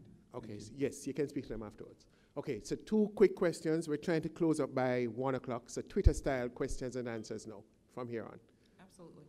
Good afternoon. My name is Jackie Watts. I'm the president of the Caribbean American Chamber of Commerce of Georgia. My question actually was for the minister also, but yes, good deputies. I'll ask it to the panelists. Back in 1974, as a young child, I flew to the United States, and the most beautiful aircraft ever created was Air Jamaica. We absolutely missed the class, the Jamaican food, the champagne, the fashion show, the service, and the branding, wonderful branding for our country. And of course, every time we drive up here in the bus in the morning, we see the building across the street. Jamaica, yes. And it brings back a lot of memories. I wanted to know, what is a chance of us bringing our airlines back to Jamaica? Nicola, you have an answer for that? Nicola will attempt to answer that. I don't want to speak for the minister at all, but I think where we are now in the industry, there are opportunities for, and there are actually 2 airlines that are locally owned that are trying to launch. I won't get into who it is or what, but there are 2 that are currently trying to relaunch as private investment. As you know, there is a joint partnership with Jamaicans and Guyanese, which is Fly Jamaica, But I don't know if in its original form you will see another airline that is a national-owned, Jamaican-owned airline and funded by the government. I think where you will see, because of how the industry is going in terms of the airline industry, you will more see private sector involvement and partnership. And we do know right now there are 2 groups that are looking at investing in the airlines, and one is fully Jamaican-owned. Yes, and DG Carol Guntley is reminding me we still own 16% of Caribbean Airlines, which, yes, we do. I understand everything you're saying, and we all feel the passion for the Air Jamaica, but I don't think we're going to see that return anytime soon. I'm not in the government. I can't answer that one for you. All right. So we'll ask the minister that when we see him later at Devon House, right? Okay, next question, quickly. So the minister talked about retaining percentage of US dollars by providing services. I was wondering if there are any initiatives for incorporating medical marijuana for Jamaican visitors. Example, Canadians already getting prescriptions, but when they come here, that's a conflict because they may be, if they try to buy it on the street, if they run out of their prescribed amount, they may be jailed. Okay, do we have anybody on the panel who could answer that? Okay, so that Professor Ying is telling us that that was answered yesterday. And tonight, again at Devon House, you may see the person who could answer that question. Okay, Nicola wants to comment on the bird watching. I don't see her now, but bird watching is already happening and has been happening for many years in Jamaica. There are really 2 specific things that happen. They have the land birds and the seabirds. A lot of the groups come into Kingston and then go over to Portland, and they do the Palisados strip where they look at the seabirds, and then they go into the mountains and experience the land birds. I know personally from our group of hotels, we host somewhere between 6 to 7 groups every year. It's obviously something that we need to get out there, the other sides of Jamaica. Just like we have surfing, we have, hiking, we have all these activities that are non-traditional in terms of sun, sea, and sand. And I think that's what we really need to get out there, that Jamaica is really a diverse place. There are tremendous lists of things that we can do. And we, as Jamaicans and those in the diaspora, need to deepen our conversation. So when friends and families or persons ask you, where do I go when I come to Jamaica? Do not go to the fallback position of go to the North Coast. I mean, yes, you can say that too, but expand the conversation beyond what everybody already knows, which is we have great beaches and we have nice rivers, and go a little deeper into the conversation. Ask them what is it that they want to experience. Because as we said before, travelers are looking for lifestyle experiences. So let us not let Jamaica be put on the shelf that only speaks to sun, sea, and sand and beach. Let us be able to be put on so many other shelves in terms of adventure tourism, culture, heritage, health and wellness, medical, missions. We have missions that come in, and the list goes on and on and on and on and on. So it's really getting everybody to have the understanding that we are way beyond sun, sea, and sand. We have the products.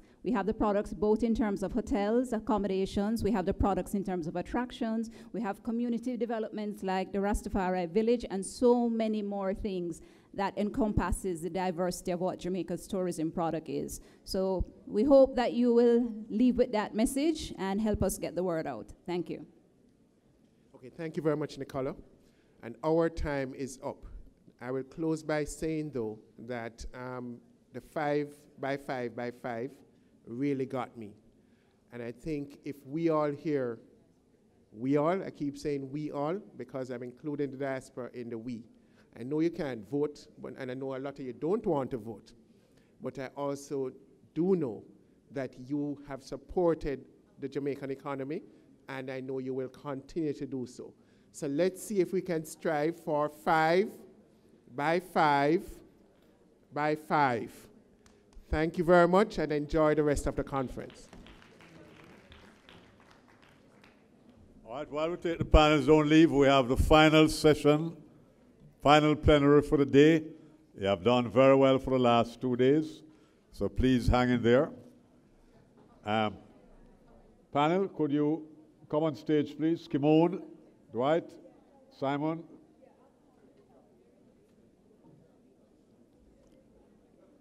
Most of the jobs you are in now are not going to exist in the next 5 years. This session will tell you what you're going to do when you lose your present job. But please don't leave. That's a compelling way to get them. Simon, I was going to introduce you and leave you in charge. How are you doing? You're holding up? Yeah. Where's Dwight?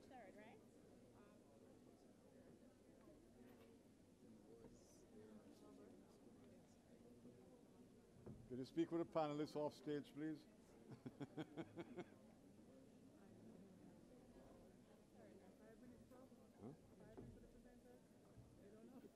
Still speaking and saying stuff, because, you know, stuff needs to be said.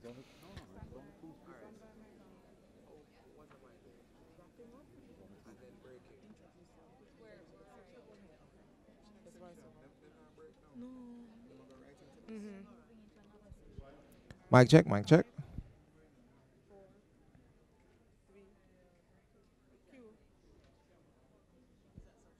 All right, that concludes the third session for the morning. We're now well into afternoon, actually.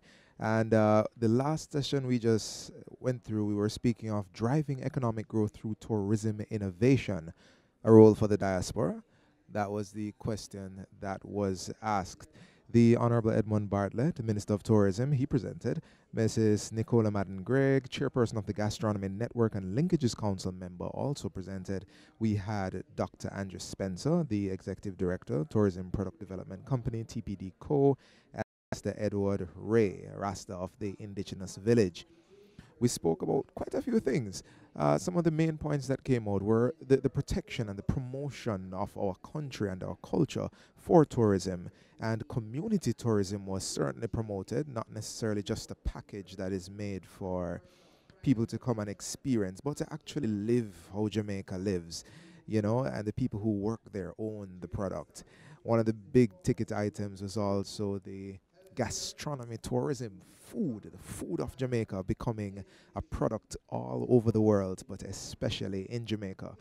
We learned of the 5 pillars on which this new strategy is being built: knowledge, gastronomy, sport and entertainment, shopping and health.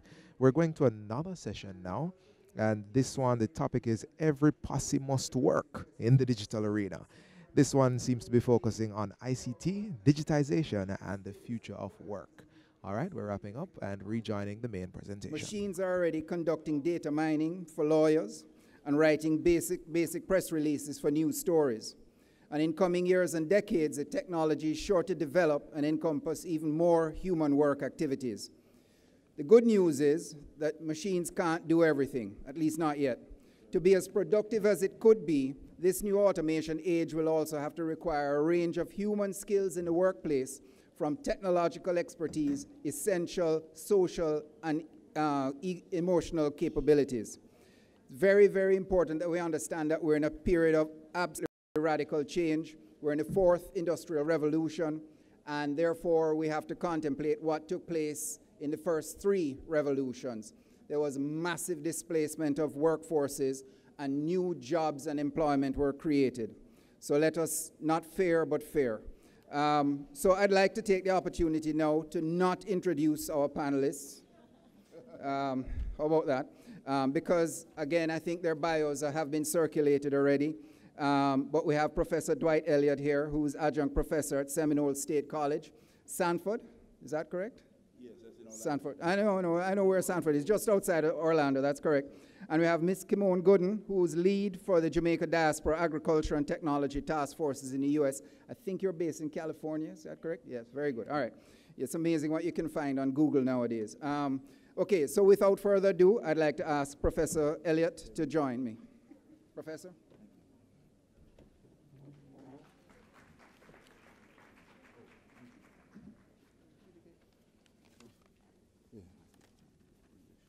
Do my best. Where is Peter going to click the thing? There should be a red dot. You have to Peter Gay. Okay, does he have it? Okay. Good morning, everyone. Oh, good afternoon now, past lunch. Okay, again, I'm Professor Dwight Elliott, and this is my first time returning to Kinston, where my mother put me on the earth 47 years ago. And I'm so excited to be participating in this nation-building effort for our beloved country, Jamaica, and that has produced and prepared so many of us for success. I guess my topic is up there. Like I said, it's talking about the Jamaica Digital World Tour succeeding as a digital worker in the global digital economy. First thing, I'm going to try to go as fast as possible. You're right next to me, so you could tap me right. At first, though, I got to just take just 1 minute and give thanks, number one, to the government of Jamaica that's doing the heavy lifting that it takes to lead this country forward. Secondly, to the Jamaican Diaspora Committee, who was engaged in the hard work, coordination, and execution to put this conference together. And, of course, maybe Corey White and, of course, Sharon Saunders, who I terrified with that 43-page PowerPoint slide initially. They're like, you're not going to get through that in 10 minutes. And thanks to my mom and dad, who was giving me a wonderful opportunity to do and prepare me for success in this field. So I have to give that shout out. And Trelawney, at 10 years old when I left Jamaica, I grew up in school. I went to school in Trelawney, Stewartown All-Age School, and the teachers who taught me to dream and to become the professor of law and technology that I am today. I am forever grateful. I have to take a moment to say that. Now, I have to. Okay, so now let's move forward. You go ahead and go to the second slide for me, please. Yeah, let's move forward. All right, so we're going to focus on IT roles and responsibilities, okay, mainly, and the digital era itself, and we're going to talk about moving forward, okay? Go ahead. All right, you could go to the slide after that. Move from, yeah, exactly. All right, for some homework, I'm not going to go into the details. We are where we are in 2017 because of three main components. You got to look at the evolution of the internet. You got to look at the telecommunications law of 1996 that was passed in the U.S. the year I got my master's degree in telecommunications from Syracuse University. I never knew the significance of it then, but I now know it. And that's one of the reasons why we have to be here to talk about, talk to the government of Jamaica, because with the correct use of the legal system, we can promote a lot of commercial activity.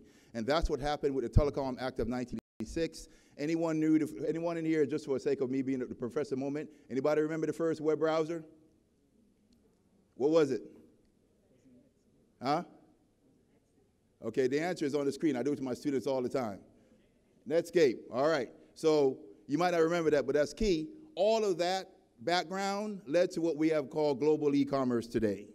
Okay, so if you ever want to know more, talk about it in class on it. Go ahead and move forward. I just want to give it. Now, the core question of today, your main question that you want to take away, that you want to answer for ourselves as well as the young people coming up today. In the past, when we were coming up, we were talking about, you go around the world and you become the best doctor and lawyer that you want to become. Well, now we're talking about what role are you going to play in the emergence of technology? So many different areas. And let me mention a few key things for you if you're doing these things, because we are what we do with our time, correct? That's essentially, if we are what we do with our time. So there are a couple of things if you want to be a digital worker versus a digital consumer. One, are you communicating using your technology for business most of the time? Ask yourself that question. Or digital consumers, are you communicating for just personal reasons on your cell phones? Then you got to ask yourself, are you calendaring appointments? A digital consumer, they don't even, I said to my students, do you have your appointments for the day, for the week inside your calendar? Some of your goals written up? Digital worker, browse websites for what?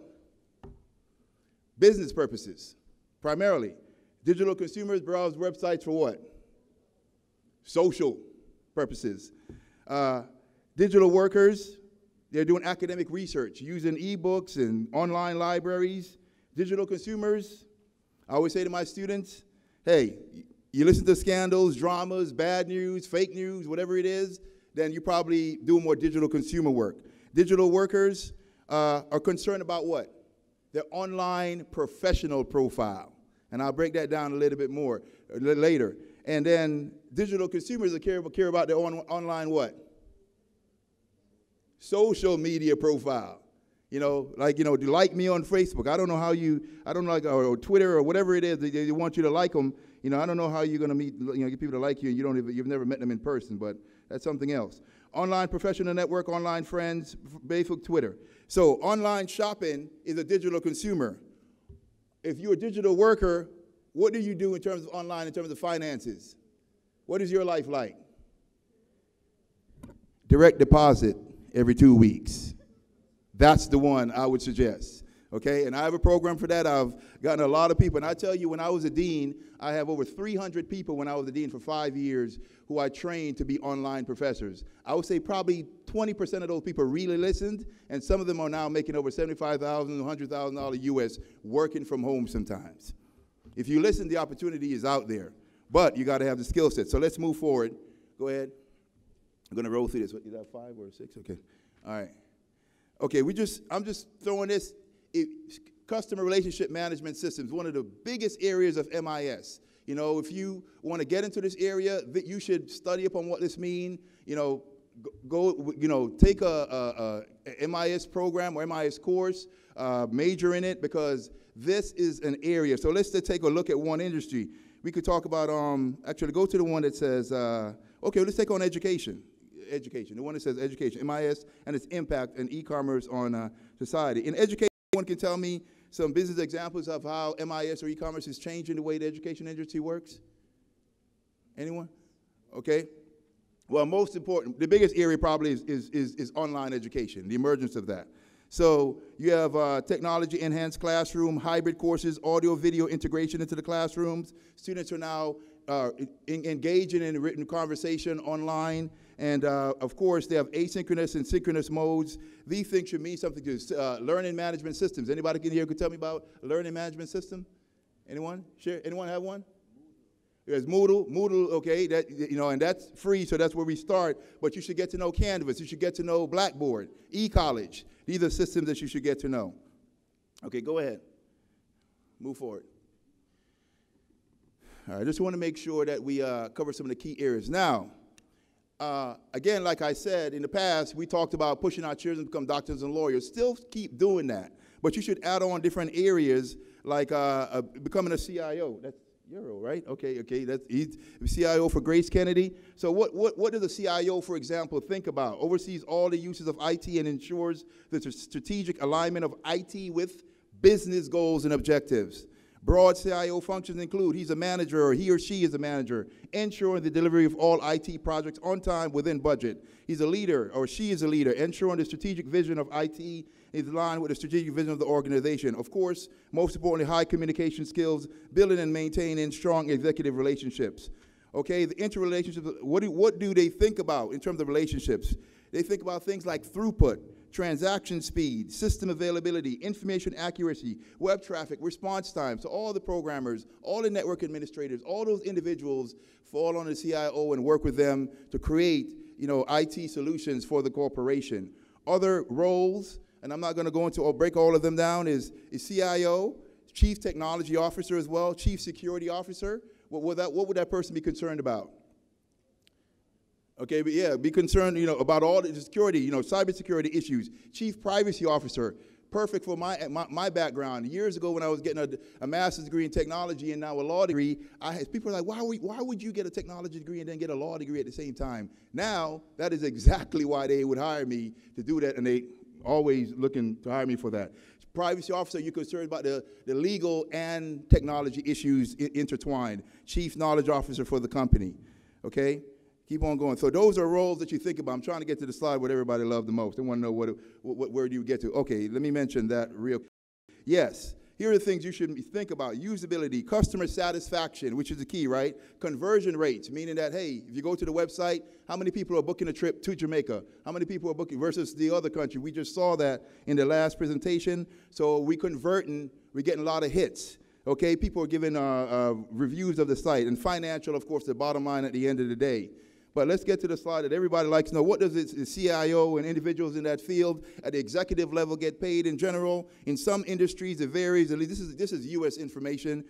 for example. But maybe hey, we came from here. We became the doctors and the lawyers and all around the world. So we could still aspire for these roles one day anywhere. Maybe even here in Jamaica, around the world. In the wholesale industry and retail, for example, a CIO on average could earn $243,000 a year. Finance industry, $210,000. Insurance, $197,000 on average. Manufacturing, $190,000. Medical field, $171,000. Government, $118,000. Education, $93,000. Sound like half decent money?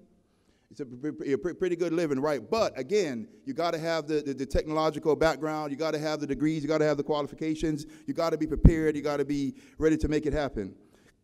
Let's keep going further. Let's skip over the IT roles and responsibilities section. Let's get to the digital era and IT careers slide, so that I could just kind of mention some of the jobs where you could actually start. Those are the high level. Yeah, I guess that's the one. Where can you start? So if a student is at University of West Indies or any school, where you could start is jobs like programmers, right? Software developers, network administrators. This is where you could actually start. I started off as a programmer. IT help desk, system analyst, computer. You see the list. You have it there. If you want to know more information, we have a table up front, and we can go over that. Web designers and all that good stuff. That's where you can start. And then eventually, you get very good at what you do. Sometimes they promote you to lead other people within the organization to do that. Okay, so then you also have, I have a website. I have some websites that you can browse, because what I found when I was dean especially is that I was amazed at how many of our people, we got to the point where we got the degrees in the U.S. and different places, but we really didn't understand the system.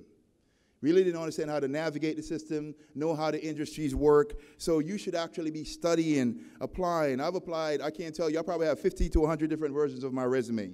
Okay, we got 2 coming, no problem. So my thing is this, but I'll be remiss if I won't mention some important skills, because I see my students coming at the university and it makes me cry, and I can't tell you how much character, ethics. When I had nothing, I had the integrity, I had the character. I kept a smile on my face. I was personable, I was kind. And because of that, people wanted to work with me. They wanted to deal with me. They wanted to give me a chance. They wanted to, and when they gave me a chance, if work started at 9 o'clock, I was there at 8. If work started at 7, I was there at 6. These are the type of attitudes you got to have to excel and make it at this level. If I give you a project, you got to deliver. I don't care if it's 500 or 5,000, okay? Because the money and the opportunity is there, but you got to have the ethics, the morality, the courtesy, the discipline, the compliance, meeting deadlines, being patient. These are the things I got to mention. So I'm here to tell you I would love for the money to just keep falling out the computer screen, but I'm here to tell you you need to make sure that you're ready and prepared. So let's discuss, last thing I'll mention, I think I got a book list there, okay? And if you want to read some books about it, yeah, you can skip over those. No big deal. I just want to, yes.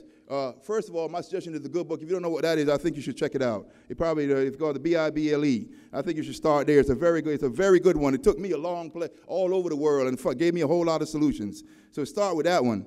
So secondly, there's a book called The Borderless World, Kenichi Ome. If you want to really learn about the emergence of the borderless world that we now live in, with global competition, please read that book. Okay, Mr. Alibaba, okay, Jack Ma, anything he writes, anything he talks about, he's the owner of Alibaba. He started off as a school teacher, multi-billionaire now, coming out of China. You need to study up on him, okay? And of course, don't do anything without the motivation about your own history. Go back and read all the Garvey books, all the MLK books, Miles Monroe, all those good things to help inspire you, motivate you, so you connect what you're doing to your culture.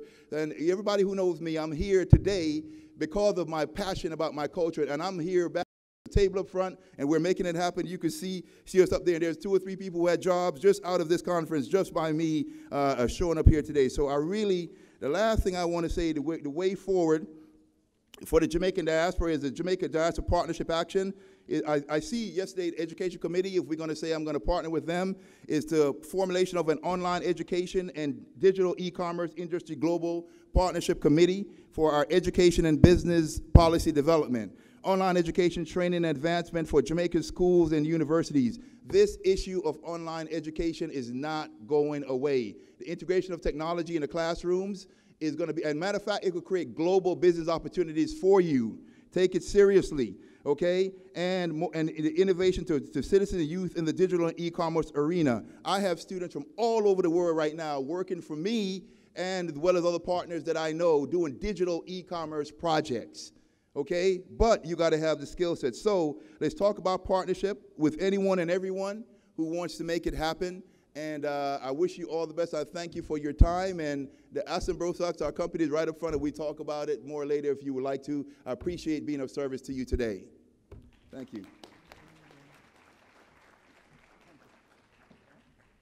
Thank you very much, Professor. What I'd like to just highlight, there's a lot of fear out there around what's going to be happening in the next several years as traditional jobs get displaced by automation, robots, and so on. But I heard an interesting statistic actually just this morning. ATMs have not actually displaced the number of tellers working in banks in the United States. I can't comment about elsewhere. The stat didn't speak about that.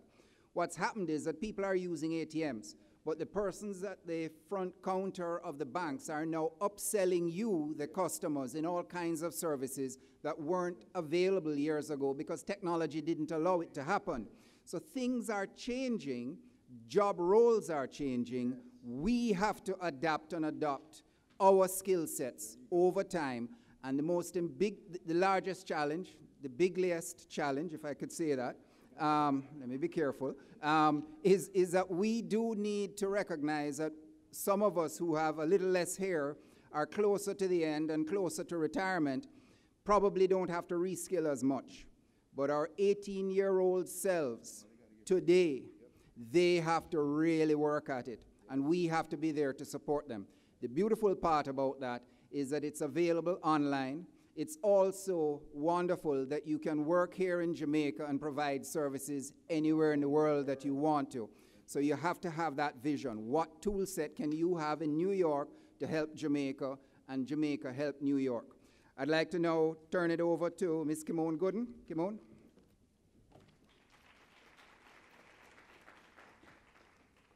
Good afternoon, everyone. It is wonderful to be here. So my presentation today is on digitization and the gig economy, opportunities for Jamaica and diaspora-owned businesses. For the business owners in the audience and business owners in your network, I really want you to pay attention to what I'm going to say. I think this could be very useful for you. And of course, all protocols observed for the distinguished members of our audience. Can we move forward, please? So I am actually part of the Jamaica Diaspora Technology Task Force, which is a group of technologists in Silicon Valley. I live in Oakland in the Bay Area. And we started to basically combine forces and look at how, using our collective experience, we could actually help Jamaica. And we realized that in many cases, members of the task force employed virtual resources, but none of us were employing those resources in Jamaica, and we didn't understand why, and what we could do to facilitate diaspora-owned companies, diaspora-owned small businesses, actually leveraging Jamaica for a virtual resource pool. And that's a big objective of the Technology Task Force. Next slide, please. So I thought, oh, I didn't see it, thank you. Oh, perfect. Thank you very much. So I thought it would be useful to start out by defining what the gig economy is. It's kind of a funny sounding word. But really what it means is it's a labor market characterized by the prevalence of freelance and virtual work. And there's a statistic actually that by 2020, 40% of jobs globally will be in this gig economy format. So the old days of salaries and full-time and going into a company, in a brick and mortar company, 9 to 5 is really days of the past. And so in 3 to 4 short years, we'll see almost half of all work being in the gig economy. And what that means for business owners is that digitization is really changing the future of work. So there's a huge opportunity for business owners in the diaspora to leverage virtual resources and freelance talent to save costs and perform work in your businesses that you'd normally have to hire someone locally in your neighborhoods to do that.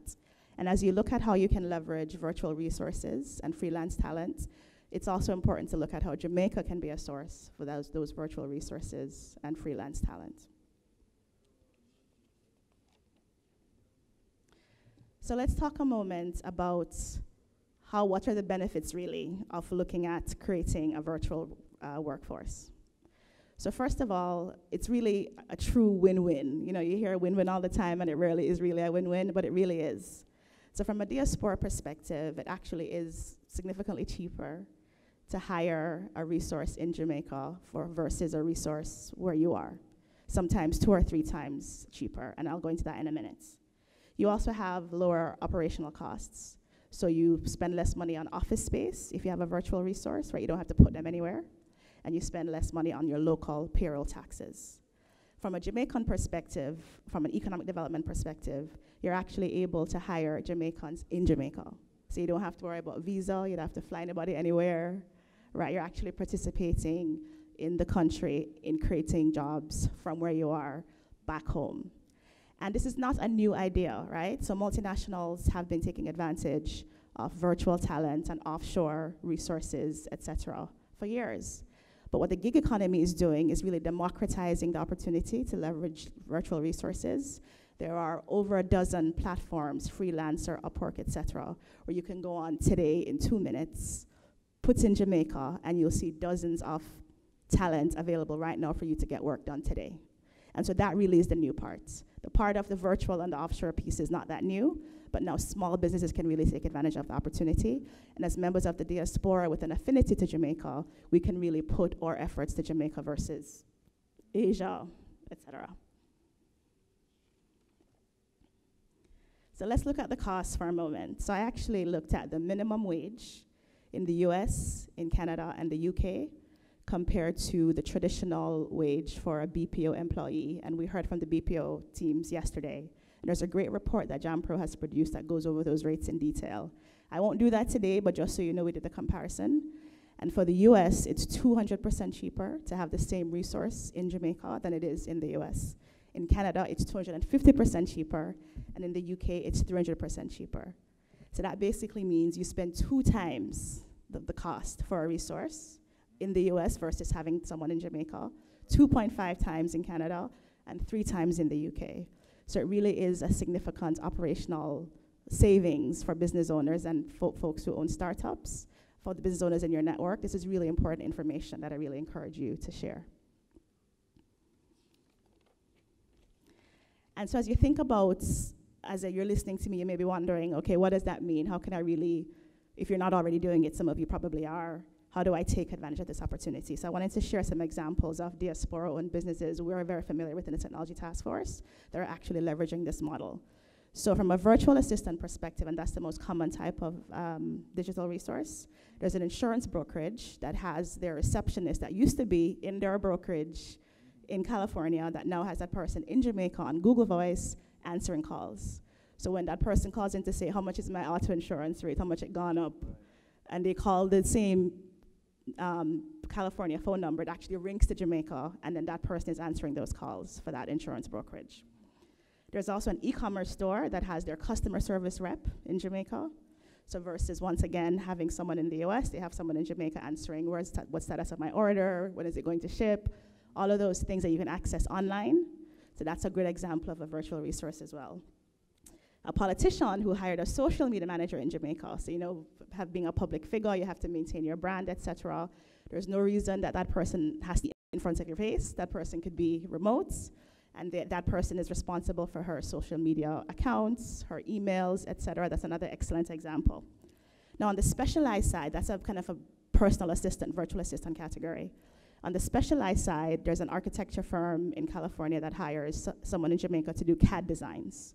So it's not only kind of low-level assistant work, but it's also specialist work. There's also a startup that hires virtual artificial intelligence, machine learning software engineers. So really high-level talent virtually. And on the project-based side, you can hire talent to do your logo design work, to do, transcription for you, to take care of research, data entry, etc. So as you can see, the gamut is pretty wide.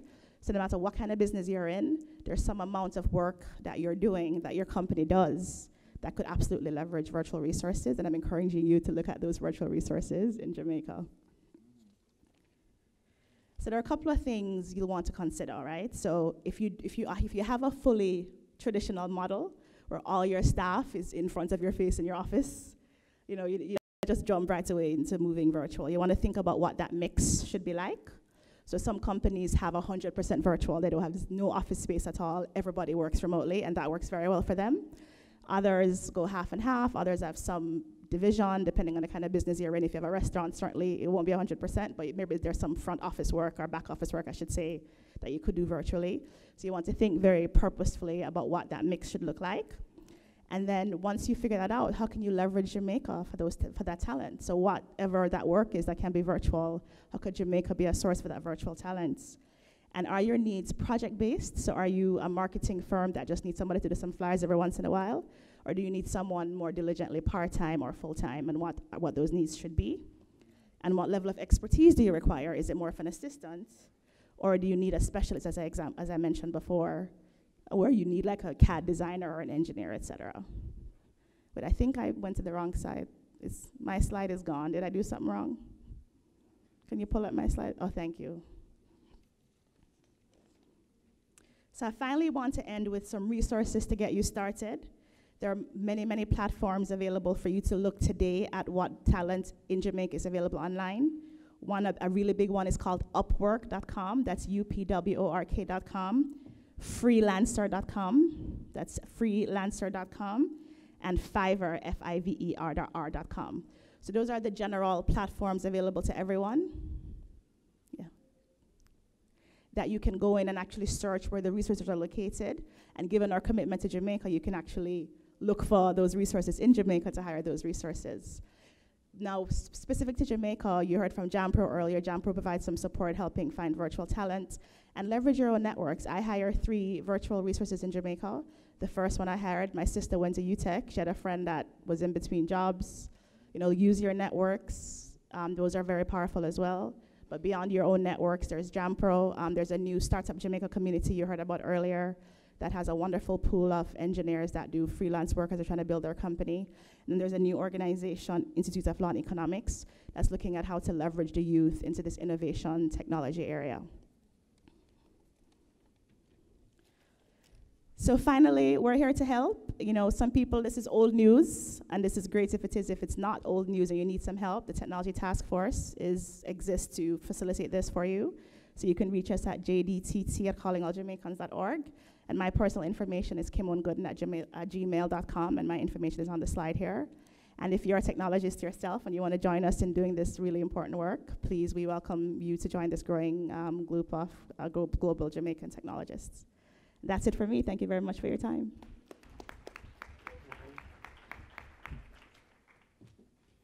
Thank you very much, Kimon.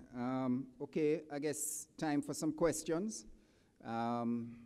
Are there any questions? If so, please go to the microphone. And if I see no one rushing to the microphone, I'll start counting down. Okay, I guess everybody's hungry for lunch. Ladies and gentlemen, thank you very much for participating. Appreciate it. Oh, sorry, yes, I have a question coming.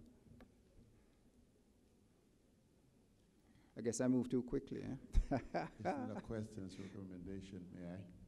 Go ahead, sir. My name is Lyle Young, I'm from Minnesota, I teach for a living. This is for the professor who spoke first.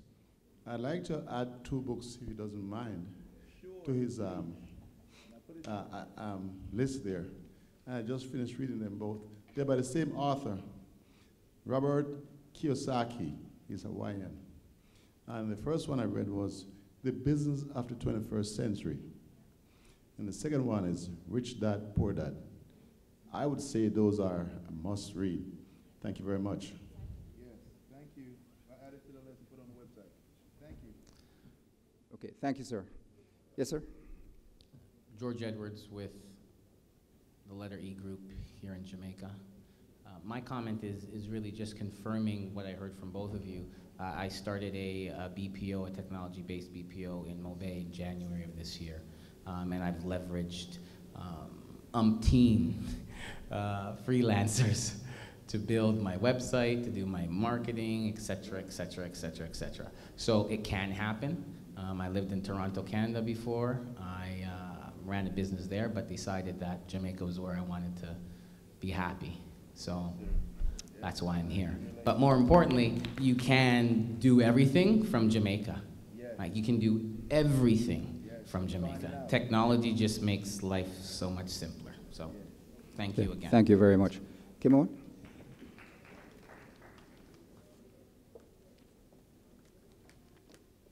So I forgot one small thing in my rush to get us out of here on time. I'd like to acknowledge a member of the technology task force. His name is Devon Lewis. Devon, could you please stand up? He's from Jonestown. He's now the owner of a network engineering company in Texas, and he's here at the conference to investigate hiring network administrators in Jamaica. So thank you for being here, Devon. And a wonderful example of the opportunity for us in the diaspora and for Jamaica from an economic perspective. Thank you. Thanks, Kimona. Okay, so let me just again hit you with the announcement I did at the beginning, which is the 5 sessions that are starting immediately following lunch. The first one is Global Young Leaders of Jamaica Forum, which is to be held in Conference Room 2. Special interest group meetings. The first one is Crime Intervention and Prevention in Caucus Room 2. Jamaica Stock Exchange will meet in Caucus Room 3. Healthcare will meet in Conference Room 5. And education will meet in Caucus Room 1. Please note these are new room assignments, so that's why I'm announcing it. Ladies and gentlemen, thank you very much for your attention. Really appreciate it. Have a good rest of day and rest of conference. Thank you very much. Just in parting, I am also part of the diaspora because I actually lived in Toronto area for 17 years. I woke up on New Year's morning, not hungover, and looked in the mirror and says, do I want to be dead and buried here? And the answer was no, so I came home. And that's 24 years ago, so more power. Let me thank Simon and the panel. Could you give them another round of applause, please? They had an awesome task of bringing the plenaries to a close. Please remember to come back at 4:15 for the closing plenary, when everybody will come back together. You're all going to be in special interest groups now, but after that at 4:15, we're all going to have a final gathering and have a good send-off. Thank you very much. Enjoy your lunch.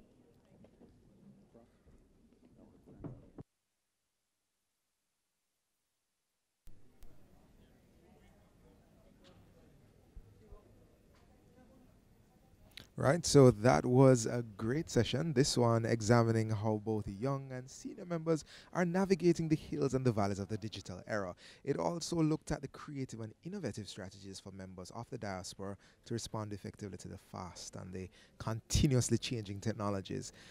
One of the real keywords today was disruption, Lorraine. Yes, and we also learned that you can work in technology from anywhere. You don't have to physically be in Jamaica to work with ICT. You just need a computer or a device that can connect to the internet, and good internet connection. Crucial, good internet. And internet in Jamaica has now reached the point where almost from anybody you get it. It's good.